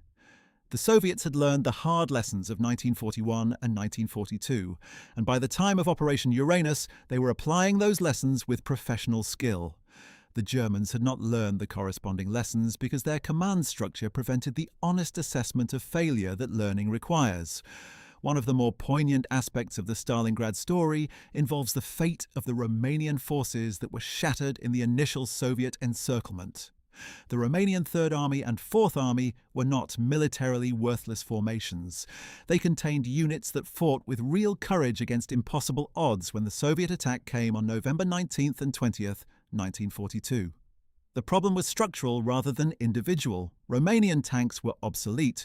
Romanian anti-tank guns were inadequate against Soviet T-34s. Romanian communication equipment was inferior, and Romanian divisions were holding frontages that were too wide for their strength. When Soviet armor in divisional strength struck their positions, they were overwhelmed, not because they were cowards, but because the combination of numbers, equipment, and tactical surprise was too great for any force so constituted to withstand. The German attitude toward their Romanian allies throughout this period was often contemptuous, and this contempt contributed to the disaster in specific ways. German commanders were slow to reinforce Romanian positions that were clearly under threat, in part because they did not believe the threat was serious, and in part because they undervalued Romanian ability to assess their own situation. When Romanian commanders reported that their positions were dangerously stretched and that they were facing a major Soviet buildup, their warnings were given less weight than they would have received from a German source. This racial and national condescension, which was endemic in the German High Command's attitude toward its allies throughout the war, had direct military consequences at Stalingrad, where the warnings of Allied commanders who could see the Soviet buildup on their fronts were systematically discounted. The question of what German civilians knew about Stalingrad, and when. They knew it is a complex one that touches on the broader question of how the Nazi regime managed information during the war. The initial communiques about the battle, issued in October and November 1942, were generally positive, reporting German advances and downplaying difficulties. When the encirclement happened on November 22nd, the initial public announcement was carefully crafted to minimize the sense of catastrophe, describing the situation as a tactical regroupment and emphasizing that relief was being prepared. For several weeks, the German public did not understand the full scale of what had happened. Soldiers' letters, which were the most important source of direct information for families, were censored and in some cases suppressed entirely during the most critical period. The Nazi propaganda machine worked hard to control the narrative. But information leaked, as it always does. Soldiers on leave from the Eastern Front talked. Officers posted to rear areas whispered to colleagues. Foreign radio broadcasts, particularly the BBC in German, provided information that determined listeners could receive despite the legal prohibition. By December 1942, there was a widespread sense among the German public that something serious had happened at Stalingrad, even if the full details were not available. The security service reports from this period note increased pessimism in the population, more frequent expressions of doubt about the war's outcome, and a significant decline in the confident spirit that had characterized German public opinion in the early years of the conflict. Stalingrad was not just a military defeat. It was the moment when a significant portion of the German population began to doubt that the war would end in victory. The news of the surrender itself, announced on February 3, 1943, was accompanied by a propaganda presentation that was simultaneously the most honest and the most dishonest thing the Nazi regime had done in years. Goebbels ordered that the announcement be broadcast with full solemnity, surrounded by the slow movement of Beethoven's Fifth Symphony and other pieces associated with mourning and sacrifice. The announcement acknowledged the fall of Stalingrad and the loss of the army there, presenting it as a heroic sacrifice. This was, in the context of Nazi propaganda, remarkably candid, a departure from the usual practice of announcing defeats as planned retreats or regroupments. But it was candid in the service of a dishonest interpretation. The sacrifice of the Sixth Army was presented as a noble act, a demonstration of the German character's willingness to die for its ideals, rather than as the catastrophic result of catastrophic command decisions. The truth that 300,000 men had died because Hitler refused to let them retreat was not announced. The reaction of the German public to this announcement has been extensively documented by historians who have studied the security service reports from the period. The predominant mood was grief, shock, and a pervasive anxiety about the future of the war that went far deeper than any previous point in the conflict. For the first time, large numbers of ordinary Germans began to seriously entertain the possibility that the war might not end in German victory, that the sacrifices being demanded of them might be for nothing, that the promises of the Führer might not be redeemable. This was the psychological Stalingrad, the point at which the internal coherence of the Nazi war ideology began to crack under the weight of reality. This psychological impact was not uniform. In some segments of the population, Stalingrad produced a rally around the flag effect, a determination to sacrifice more in order to avenge the fallen and prove worthy of their sacrifice. This was precisely the reaction that Goebbels had calculated and had worked to produce with his propaganda. But in other segments, particularly among the educated classes and among those with direct connections to men who had been in the pocket, the effect was more corrosive. Questions were asked at first quietly about how things had reached this point, about whether the leadership had made mistakes, about whether there was any realistic path to victory. These questions could not be asked openly in the Third Reich without risk, but they were asked, and they would continue to be asked with increasing frequency as the war moved toward its inevitable conclusion. Among the military professionals who had witnessed the Stalingrad decisions from inside the command structure, the effect was different again. Some of them became more determined to find a way to end the war through whatever means were available. The circle of officers who had been involved in planning resistance to Hitler expanded significantly in the months following Stalingrad, and it is not coincidental that the conspiracy that produced the July 20, 1944 assassination attempt drew heavily on officers whose faith in Hitler's leadership had been broken by Stalingrad and its aftermath. General Henning von Treschow, one of the central figures in the resistance, was serving on the Eastern Front during the Stalingrad period and was deeply affected by it. Colonel Klaus von Stauffenberg, who would eventually plant the bomb in Hitler's conference room on July 20, 1944, was also serving on the Eastern Front and was radicalized in his opposition to the Nazi regime by the pattern of catastrophic command failures, of which Stalingrad was the most dramatic example. The connection between Stalingrad and the July 20th conspiracy is real but should not be overstated. Most German officers, even those who recognized that Hitler's command decisions were catastrophic, did not make the leap to active resistance.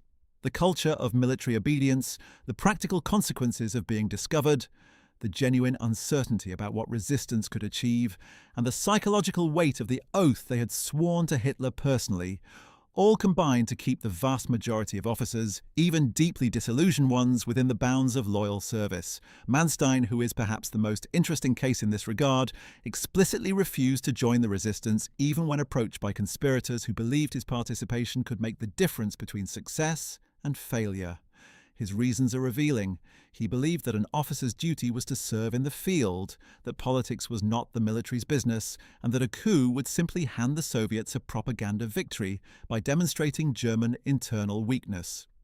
Whether these reasons were genuine or served as cover for a more complicated set of motivations is impossible to say with certainty. What is certain is that the Stalingrad defeat fundamentally altered the trajectory of the war on the Eastern Front and set in motion a chain of consequences that eventually led, 2.5 years later, to the total destruction of the Third Reich.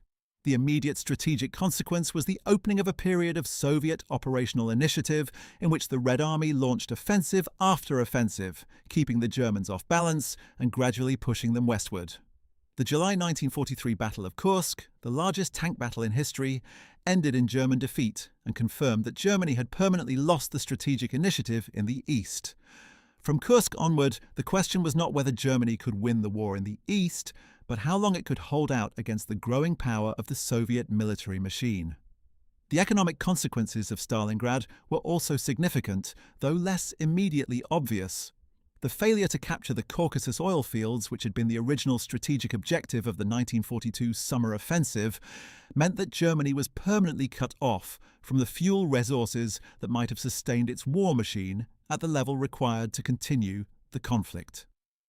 German fuel production remained dependent on synthetic fuel plants in the Reich itself and on the Romanian oil fields at Ploiesti, both of which were increasingly vulnerable to Allied bombing as the war progressed. The dream of Baku oil that had animated the 1942 campaign was definitively ended, and with it, the prospect of Germany sustaining the kind of military effort that strategic victory would have required. The long-term legacy of Stalingrad in military history and thought is substantial and continues to shape how armies think about command, morale, logistics, and the relationship between military professionals and political authority. The battle has been studied extensively at military academies around the world, and the lessons drawn from it are consistently similar. The dangers of overextension, the importance of secure flanks, the impossibility of sustained air supply as a substitute for ground logistics, the need for command systems that can process accurate intelligence and respond flexibly to changing conditions, and above all, the catastrophic consequences of command structures in which a single individual's will can override all professional military judgment. These are lessons that remain relevant whenever armies are committed to battle, and whenever political leaders must decide how much authority to delegate to the professionals they command. The specific question of Hitler's refusal to allow the retreat from Stalingrad has served as a case study in the pathology of command for generations of military students. What it illustrates most fundamentally is that the greatest threat to an army in the field is often not the enemy it faces, but the command system under which it operates. The Sixth Army was a formidable fighting force. Its soldiers were well trained, its officers were experienced, and its equipment, though by late 1942 showing the strain of years of continuous combat, was still adequate for defensive operations. What destroyed it was not Soviet military power alone, but the combination of Soviet military power and a command system that prevented it from making the decisions its professional judgment required.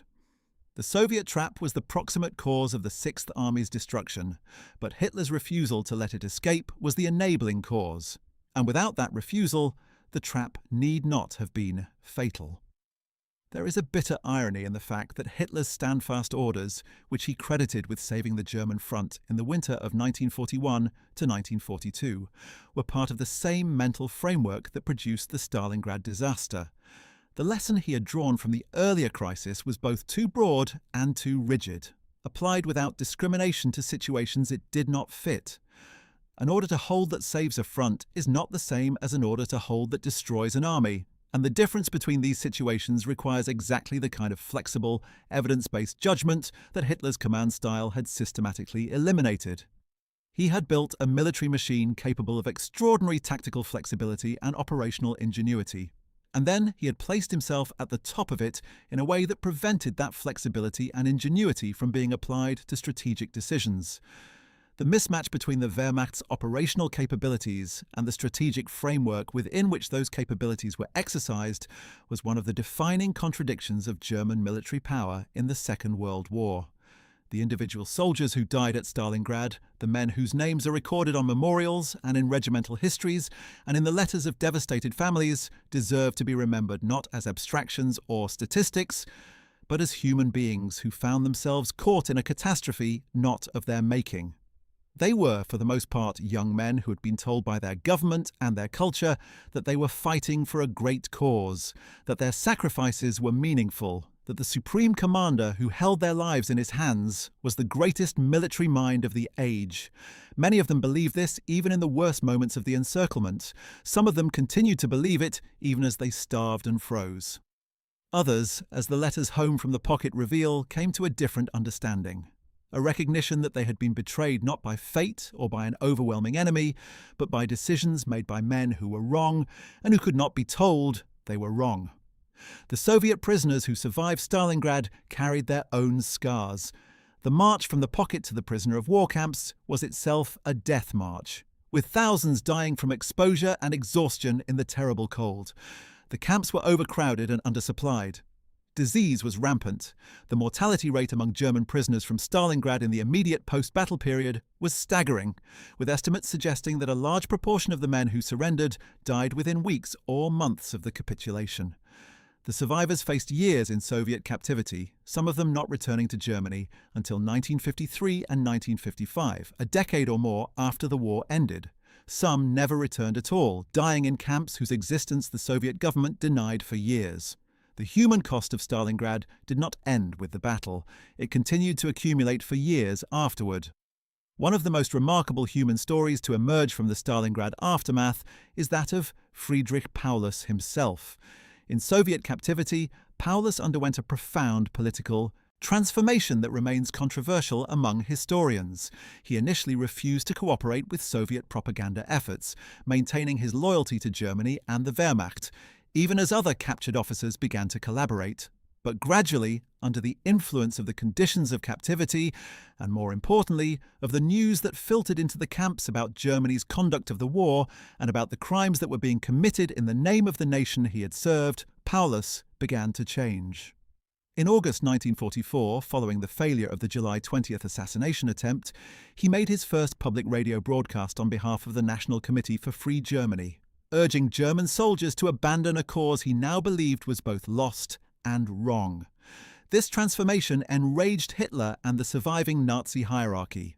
Paulus was denounced as a traitor, his name was struck from military records, and his family in Germany was subjected to harassment. But the fact that a man of Paulus's background and character, a loyal professional soldier who had spent his career serving the German army, had reached the conclusion that the cause he had served was deeply wrong and had acted on that conclusion speaks to the cumulative effect of what he had witnessed at Stalingrad and in captivity. Whether his transformation was genuine or strategic, whether it was motivated by moral conviction or by a rational calculation about Germany's prospects, is debated by historians. But the fact that it happened at all is itself a testament to the power of the Stalingrad experience to force even the most committed military professionals to reassess everything they had believed about the war they were fighting. Paulus remained in Soviet custody until 1953, when he was released and chose to settle in Dresden in East Germany rather than returning to West Germany. He gave occasional interviews and wrote some reflective pieces about the war and his role in it before dying in 1957. His reputation in West Germany remained profoundly ambiguous. The man who had surrendered where no German field marshal had surrendered before. The man who had made radio broadcasts for the Soviet enemy. The man who was either a tragic figure trapped by impossible circumstances or a traitor who had failed the men who died in the pocket. In East Germany, he was rehabilitated as an anti-fascist hero, a convenient narrative for the communist state. The truth was, as usual, considerably more complex than either of these frameworks captured. The historical memory of Stalingrad has evolved significantly in the decades since the battle ended, and it has evolved differently in different national contexts, reflecting the battle's unique place in the history of multiple nations. In Russia and the post-Soviet states, Stalingrad remains one of the defining moments of the Great Patriotic War, the Soviet name for the conflict with Germany. The battle is commemorated with an intensity and a reverence that reflects both the genuine horror of what was endured there and the degree to which the Soviet state invested the battle with symbolic significance during the Cold War. The city itself was renamed Volgograd in 1961 as part of Khrushchev's de-Stalinization campaign. But there have been recurrent debates in Russia about restoring the name Stalingrad for commemorative purposes, and the city retains its wartime name on certain symbolic occasions. The enormous Soviet memorial complex on the Mamayev Kurgan Hill, built in the 1960s, is one of the most dramatic monuments to the war anywhere in the world, dominated by the iconic statue of Mother Russia calling, a figure that stands nearly 85 meters tall and remains one of the largest statues ever built. These monuments speak to the depth of the Russian investment in Stalingrad as a defining national experience. In Germany, the memory of Stalingrad is equally powerful, but freighted with a very different emotional and moral weight.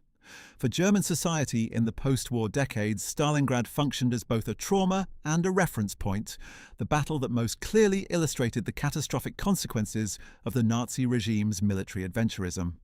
German literature, film, and public discourse have returned to Stalingrad repeatedly, processing the experience from multiple angles: the personal stories of soldiers who survived, the question of responsibility for the disaster, the relationship between military obedience and moral agency, and the broader question of what Germany's conduct of the war meant for its national identity. The historian Jörg Echterkamp has written about how Stalingrad became a kind of shorthand in German collective memory for the moment when the full consequences of Nazism became undeniable, the point at which the promise of easy victory was revealed as a catastrophic lie. The historiography of Stalingrad in Western academic circles has gone through several distinct phases. The immediate post-war period was dominated by the accounts of German commanders, particularly Manstein and Zeitzler, who had strong professional and personal reasons to shape the narrative in ways that emphasized Hitler's errors while minimizing their own. Manstein's memoirs in particular were extraordinarily influential in establishing the clean Wehrmacht narrative, the idea that German professional soldiers had been competent and in some sense honorable men who had been betrayed by the political madness of the regime they served. This narrative was convenient for the West German military, which needed to rehabilitate at least part of the Wehrmacht's reputation as it rebuilt its armed forces within NATO, and it gained wide circulation in Western countries during the Cold War. Subsequent generations of historians have subjected this narrative to serious challenge, examining the documentary record more carefully and reaching conclusions that are less flattering to the professional officer corps. The evidence that senior German commanders, including those who served at Stalingrad, were aware of and in varying degrees complicit in the war crimes being committed throughout the Eastern Front is now much more thoroughly documented. The massacre of civilians, the murder of Soviet prisoners of war, the cooperation with SS killing units in occupied Soviet territory, all of this was not, as the post-war narrative often claimed, something that the professional military knew nothing about and bore no responsibility for. Senior commanders signed orders that had criminal consequences, transmitted criminal directives from Berlin to their subordinates, and presided over armies that committed atrocities as a matter of policy. The Stalingrad commanders were not the worst offenders in this regard, but they were not the innocent professionals that the post-war mythology sometimes depicted either. This revisionist scholarship does not diminish the military tragedy of Stalingrad or the genuine courage of individual soldiers who fought and died there without any personal responsibility for the larger crimes of the war. It does complicate the moral picture in ways that are important for understanding the full context of why the battle happened and why it ended as it did. The army that was destroyed at Stalingrad was not simply a collection of professional soldiers caught in a madman's trap. It was part of a war of conquest and extermination in which millions of civilians and prisoners had already died, and which had been planned and executed with the participation of many of the same officers who are portrayed in post-war accounts as the victims of Hitler's command failures. The complexity of this situation, the way that professional military competence and human decency could coexist in the same individuals with complicity in enormous crimes, is one of the most disturbing aspects of the Stalingrad story, and one that continues to demand serious historical engagement. The tactical lessons of Stalingrad have been extensively analysed in military education systems around the world, and they continue to inform military doctrine in ways that are sometimes directly traceable to the specific experience of the battle. The importance of maintaining adequate reserves to respond to encirclement threats, the dangers of overextension without secure logistics, the need for flexible command authority that allows field commanders to respond to rapidly changing situations, the critical importance of air supply being matched to actual logistics requirements rather than political promises. All of these lessons are taught in the context of Stalingrad to generations of military officers. The battle has become, in effect, a canonical case study in military failure, studied not as an example of defeat by a superior enemy, but as an example of defeat by command dysfunction and strategic error. The logistics dimension of Stalingrad is particularly instructive and has been studied with increasing attention by military historians interested in the relationship between supply and combat power. The Sixth Army's supply situation deteriorated rapidly after the encirclement, and the rate of deterioration was directly tied to the failure of the airlift to provide anywhere near the required tonnage. What this analysis reveals is that the decision to rely on air supply was not merely over-optimistic. It was impossible given the resources available, and this was knowable before the decision was made. The officers who made the calculations and came up with numbers that didn't work were not making a difficult judgment call with limited information. They were identifying a straightforward fact.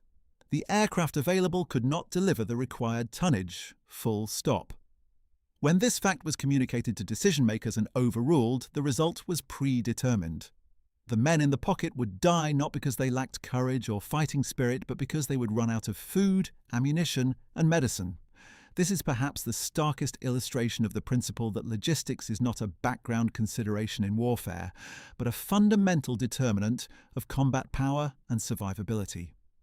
The timing question of when exactly the opportunity for a successful breakout closed has been analysed by historians who have studied both the German records and the Soviet operational planning. The consensus view is that the window for a successful breakout was roughly from November 22nd to approximately December 10th, 1942, perhaps extending somewhat beyond this in a degraded form. During this period, the Soviet encirclement ring was thin, the Sixth Army was still reasonably well supplied and mobile, and a coordinated thrust to the southwest, linking up with a relief force, had a genuine chance of succeeding. After December 10th, as Soviet forces reinforced the encirclement, and as the Sixth Army's supply situation deteriorated and its physical condition weakened, the chances of a successful breakout decreased rapidly. By January 1943, the window had closed entirely. The men were too weak, and the Soviet defences too strong. The decision to hold, made in late November, had by January become irreversible in the worst possible sense. Not because holding was working, but because the alternative of breaking out had become physically impossible. This timeline is important because it clarifies the moral dimensions of Hitler's decision. When he ordered the Sixth Army to hold in late November 1942, he was not simply making a military mistake in a situation where all options carried substantial risk. He was overriding a clear professional consensus that the breakout option was available and should be taken, and he was doing so in favour of an option, air supply and defensive holding, that his own Luftwaffe commanders had told him was impossible. The decision was not one reasonable man's judgment against another reasonable man's judgment. It was one man's will against the professional judgment of the military experts who surrounded him, and that one man happened to be the one whose will could not be overruled within the command structure of the Third Reich. What does it mean to make such a decision, to order 300,000 men to hold a position that will kill them against the advice of every professional who has examined the situation? There are various ways to interpret Hitler's mental state at this point in the war, and they are not mutually exclusive. The clinical picture that emerges from accounts of those who were with him during the Stalingrad crisis suggests a man in the grip of what we might now recognize as a serious psychological crisis, manifesting as increased rigidity, difficulty processing adverse information, extreme emotional volatility, and an almost complete inability to tolerate the thought that his own decisions could be wrong. Whether this picture amounts to a clinical diagnosis is not for the historian to say, but it is relevant to understanding why someone in his position made the choices he made. The point is not to excuse those choices, but to understand them, because understanding how catastrophic decisions get made is one of the most important purposes of historical analysis. The particular cruelty of Hitler's decision was that it was made in full awareness, on some level, that the men he was condemning to death would die. He received the reports. He knew the supply figures. He had heard his generals tell him that the air supply was insufficient and that the army was weakening. He could read a map and see that the relief force had not reached the pocket and that the perimeter was shrinking. At some level, the information required to understand what his orders were doing to the Sixth Army was available to him. The decision to maintain those orders in the face of this information was not a decision made in ignorance.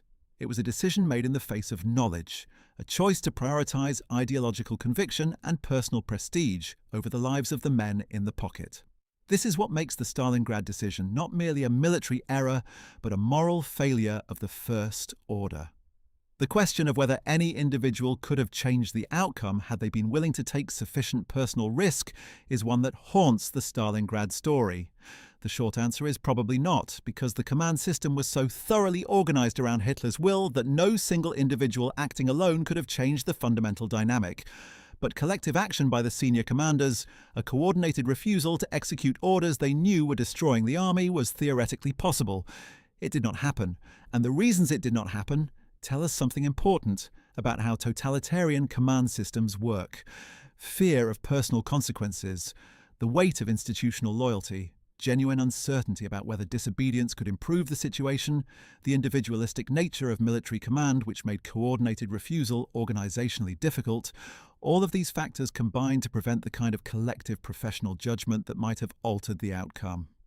The absence of such collective judgment was itself a product of the years Hitler had spent systematically eliminating commanders capable of exercising it. There is one more dimension of the Stalingrad story that demands attention, and that is the question of what the soldiers themselves thought about their situation and about the command that had led them to it. The letters home from the pocket provide a partial answer, but only a partial one, because the letter writers knew their letters were censored and exercised self-censorship accordingly. The more candid expressions of opinion came in what soldiers said to each other, and these have been partially reconstructed from the accounts of survivors and from the records of political officers attached to German units whose job was partly to monitor troop morale. These sources reveal a picture of considerable diversity in attitude, ranging from continued faith in Hitler and the German cause to bitter disillusionment and frank acknowledgement that they had been betrayed by the leadership that had put them in this position. One of the most striking testimonies from inside the pocket comes from a German soldier who wrote in his diary about the experience of receiving the news that his supply allotment had been reduced yet again. He wrote that he could not understand how it was possible that the German leadership, which had promised relief and supply, had placed him in a situation where he would die, not from enemy bullets, but from cold and hunger. He wrote that the men around him were no longer speaking about victory but only about survival, and that even survival seemed increasingly uncertain. He did not mention Hitler by name. Perhaps he feared what would happen if the diary were captured by German security forces. But the implicit accusation in his words was directed unmistakably at the command that had ordered him to hold and had failed to provide the means to do so. The psychological literature on how soldiers respond to the perceived betrayal of command is extensive, and what it describes is consistent with what the Stalingrad survivors reported. When soldiers believe that their leaders are making decisions in good faith, even fatal decisions, they can maintain unit cohesion and fighting spirit under extraordinary hardship. But when they come to believe that the decisions above them are disconnected from reality or contemptuous of their lives, the psychological contract that holds military units together begins to dissolve. At Stalingrad, this dissolution was visible in the declining morale reports from inside the pocket, in the increasing frequency of unauthorized surrenders by small groups in the final weeks, and in the speed with which the organized resistance collapsed once the Soviet final offensive began in earnest. An army that had fought with remarkable discipline and resilience for months finally broke, not because it lacked courage, but because it had run out of everything needed to sustain the physical and psychological capacity to continue. The contrast between the soldiers' experience and Hitler's command decisions brings into sharp relief the fundamental disconnection between the world of the Führer's headquarters and the world of the front. In the headquarters at Rastenburg or Vinitsa or wherever Hitler happened to be commanding, the war existed as dots and lines on a map, as numbers in reports, as the subject of briefings delivered by officers in clean uniforms who had not stood in a frozen trench since the early days of the conflict. In the Stalingrad pocket, the war existed as the specific weight of a rifle held by hands too cold to feel the trigger guard properly, as the specific smell of unwashed bodies in a cellar shared with too many men, as the specific sound of Soviet artillery that had become so constant that men slept through it and woke for silence.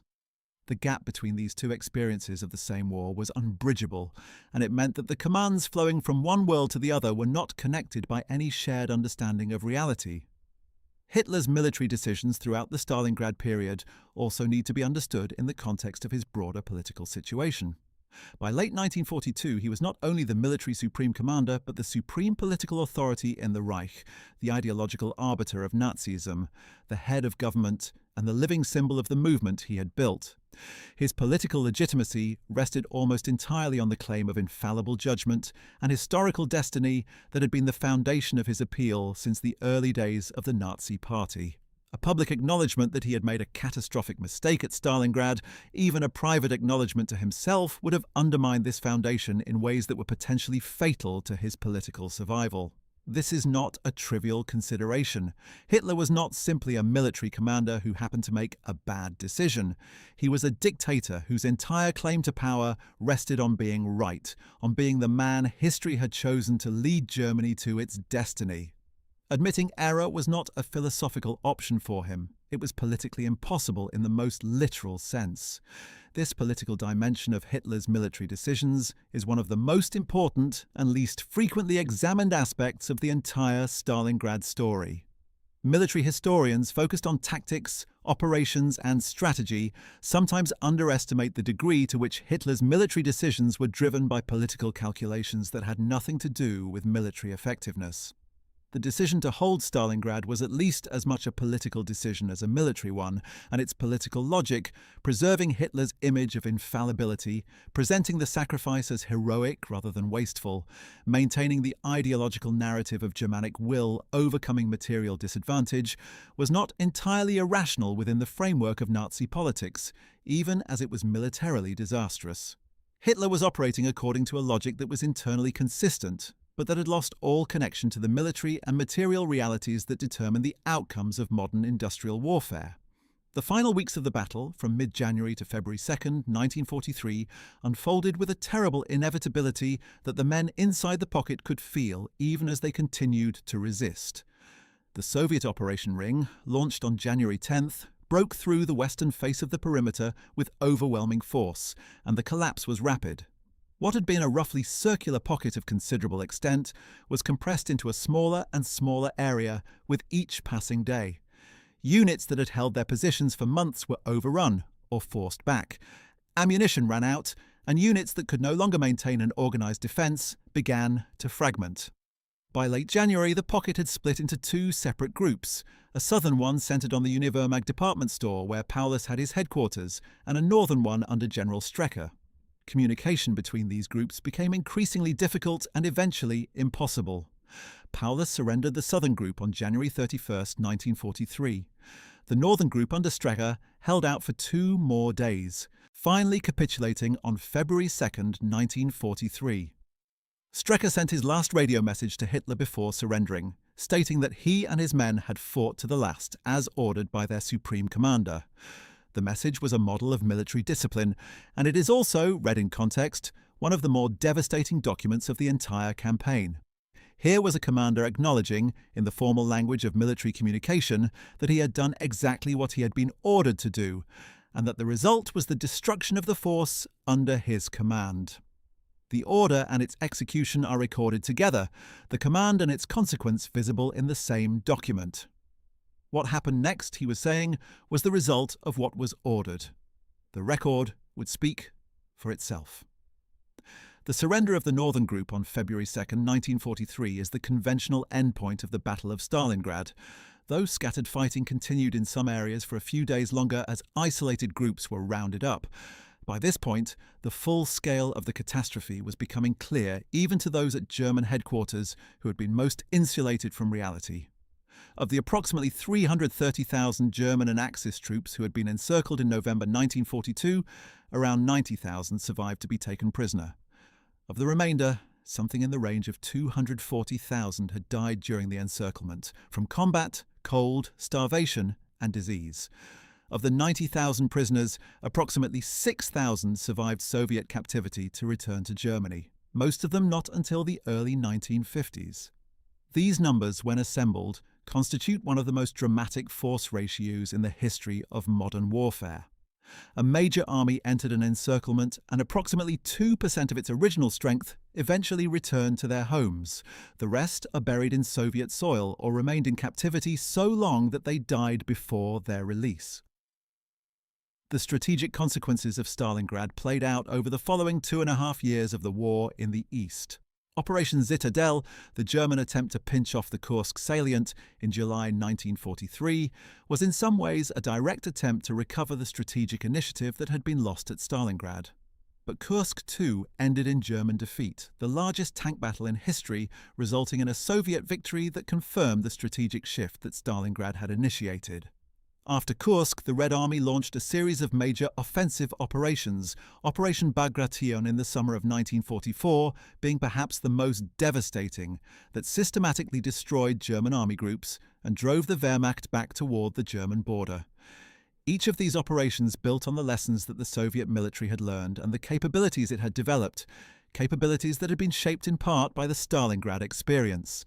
The Soviet ability to plan and execute large-scale encirclement operations demonstrated at Stalingrad was refined and applied repeatedly as the war moved westward.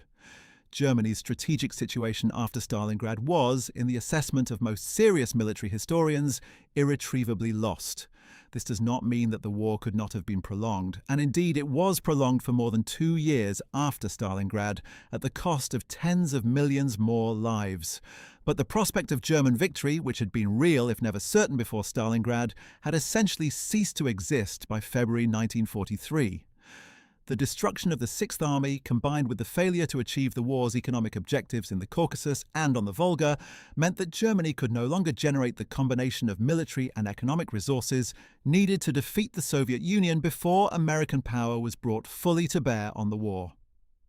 Stalingrad was not the last German defeat of the war, but it was the one that made all subsequent German victories meaningless and all subsequent German defeats inevitable. The post-war careers of the major German commanders associated with Stalingrad followed very different trajectories, and examining these trajectories provides a final perspective on what the battle meant for the people most directly involved in its command. Manstein, having been dismissed by Hitler in March 1944 after a series of disagreements about strategy on the Southern Front, was captured by the British in May 1945. He was tried by a British military court in Hamburg in 1949 on charges of war crimes, including allegations related to his failure to prevent the murder of Soviet citizens and prisoners of war under his command. He was found guilty on several counts and sentenced to 18 years in prison. His sentence was reviewed and reduced to 12 years, and he was released in 1953 on grounds of ill health. He subsequently served as an advisor to the West German government on military matters and published his memoirs, Lost Victories, which became one of the most widely read military memoirs of the post-war era. He died in 1973. Zeitzler, who had broken down under the strain of his position as Chief of the General Staff, attempted to resign in the summer of 1944 after the catastrophic failure of Army Group Center in the face of Operation Bagration. Hitler initially refused his resignation and dismissed him from duty instead of accepting his resignation, a distinction that mattered within the formal military hierarchy. Zeitzler went into a kind of internal exile, never receiving another significant command. He survived the war, was briefly detained by the Allies, and was eventually released without facing trial. He lived quietly in West Germany, occasionally contributing his recollections to historical studies of the war, and died in 1963. His reputation in the post-war German military establishment was that of a capable officer who had been placed in an impossible situation and had broken under the strain, a sympathetic, if not heroic, figure. General Hermann Huber, the one-armed panzer commander who had been flown out of the pocket on Hitler's orders, continued his military career after Stalingrad and achieved one of the most remarkable recoveries of reputation of any German officer associated with the defeat. He commanded the 1st Panzer Army in the subsequent fighting in Ukraine and demonstrated the kind of aggressive defensive skill that had always characterized him. He was promoted to Colonel General and was widely regarded as one of the most capable armor commanders in the Wehrmacht. He died on April 21, 1944, when the aircraft carrying him back from Hitler's headquarters crashed near Salzburg. Whether the crash was accidental or deliberate has been occasionally speculated about, but the evidence for deliberate action is thin. Hitler was reportedly deeply affected by Huber's death, one of the few genuine expressions of grief that he displayed for a military subordinate during the entire war. Kurt Zeitzler's successor as Chief of the General Staff was Heinz Guderian, the pioneer of German armoured warfare who had been sidelined by Hitler in 1941 after the failure at Moscow, and who was brought back in July 1944 in the wake of the Bagration catastrophe. Guderian's tenure as Chief of the General Staff in the war's final year was a sustained exercise in futility, as he attempted to bring some degree of military rationality to a command situation that had moved entirely beyond rationality. His relationship with Hitler in this period has been extensively documented, and it represents perhaps the clearest picture of the interaction between a competent military professional and a supreme commander who had decisively disconnected from reality. Guderian argued, he pushed back, he presented the professional military view, and he was consistently overruled. He survived the war, was briefly detained by the Americans, and was released without being tried, dying in 1954. The Soviet commanders who had defeated the German army at Stalingrad went on to continued prominence in the Soviet military system. Zhukov became, and has remained, the most celebrated Soviet military commander of the war, his role in the Stalingrad victory being one of the foundation stones of his historical reputation. Vasilevsky, who had co-planned Uranus and served as the Stavka representative coordinating the operations, also continued in senior positions throughout the war and eventually served as Minister of Defense. Chuikov, whose 62nd Army had held the vital strip of Stalingrad against seemingly impossible odds, was promoted to general and continued to command in major operations through the end of the war, including the final battle for Berlin. These men had demonstrated at Stalingrad that Soviet military leadership, despite its own severe institutional pathologies, was capable of professional planning and operational execution of the highest order, and they built on that demonstration in the years that followed. The city of Stalingrad, which had been almost completely destroyed by the battle, was rebuilt in the post-war years as a Soviet showcase, with wide boulevards, impressive public buildings, and the enormous memorial complex on the Mamayev Kurgan. The reconstruction was rapid by the standards of post-war recovery, driven by the symbolic importance of the city to Soviet identity, and by the genuine human need of the population that had survived the battle and the occupation. The rebuilt city was not the city that had existed before the war. It was something new, shaped by the weight of what had happened there and by the political imperatives of a state that needed to transform the battle's memory into a foundation for post-war legitimacy. But beneath the Soviet architecture and the monumental memorial art, the physical traces of the battle remained in the soil, in the unexploded ordnance that still surfaces periodically, in the fragments of bone that construction workers still occasionally uncover. The battle has never quite released its grip on the physical place where it was fought. The question of why Hitler refused to let his army retreat at Stalingrad does not have a single answer. It has many answers, woven together into a causative pattern that is both simple and immensely complex. The simple answer is that Hitler believed, for a combination of ideological, psychological, and political reasons, that the stand-fast order would produce the result he wanted. And he continued to believe this against all evidence to the contrary.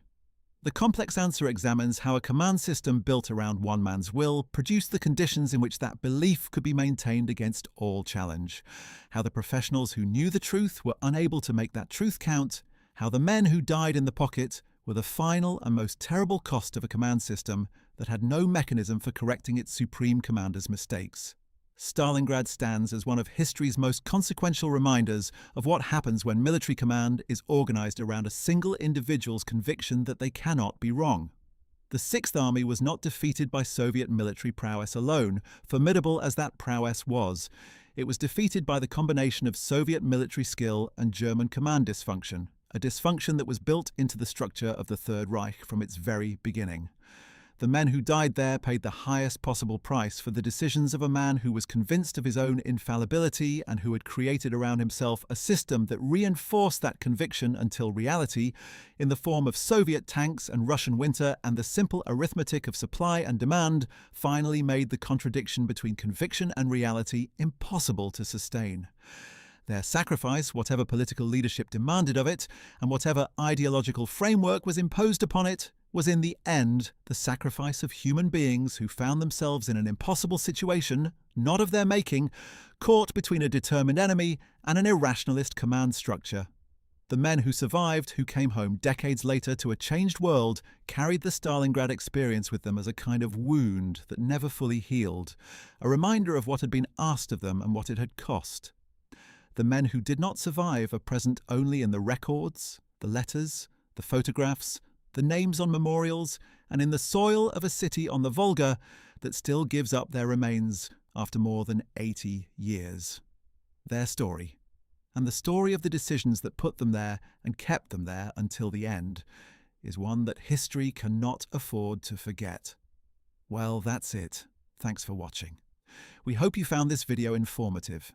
If you enjoyed learning about why Hitler refused to let his army retreat at Stalingrad, make sure to check out our video about what happened to Germany's top field marshals after World War II, where we explore the fates of the very commanders who lived through these catastrophic decisions.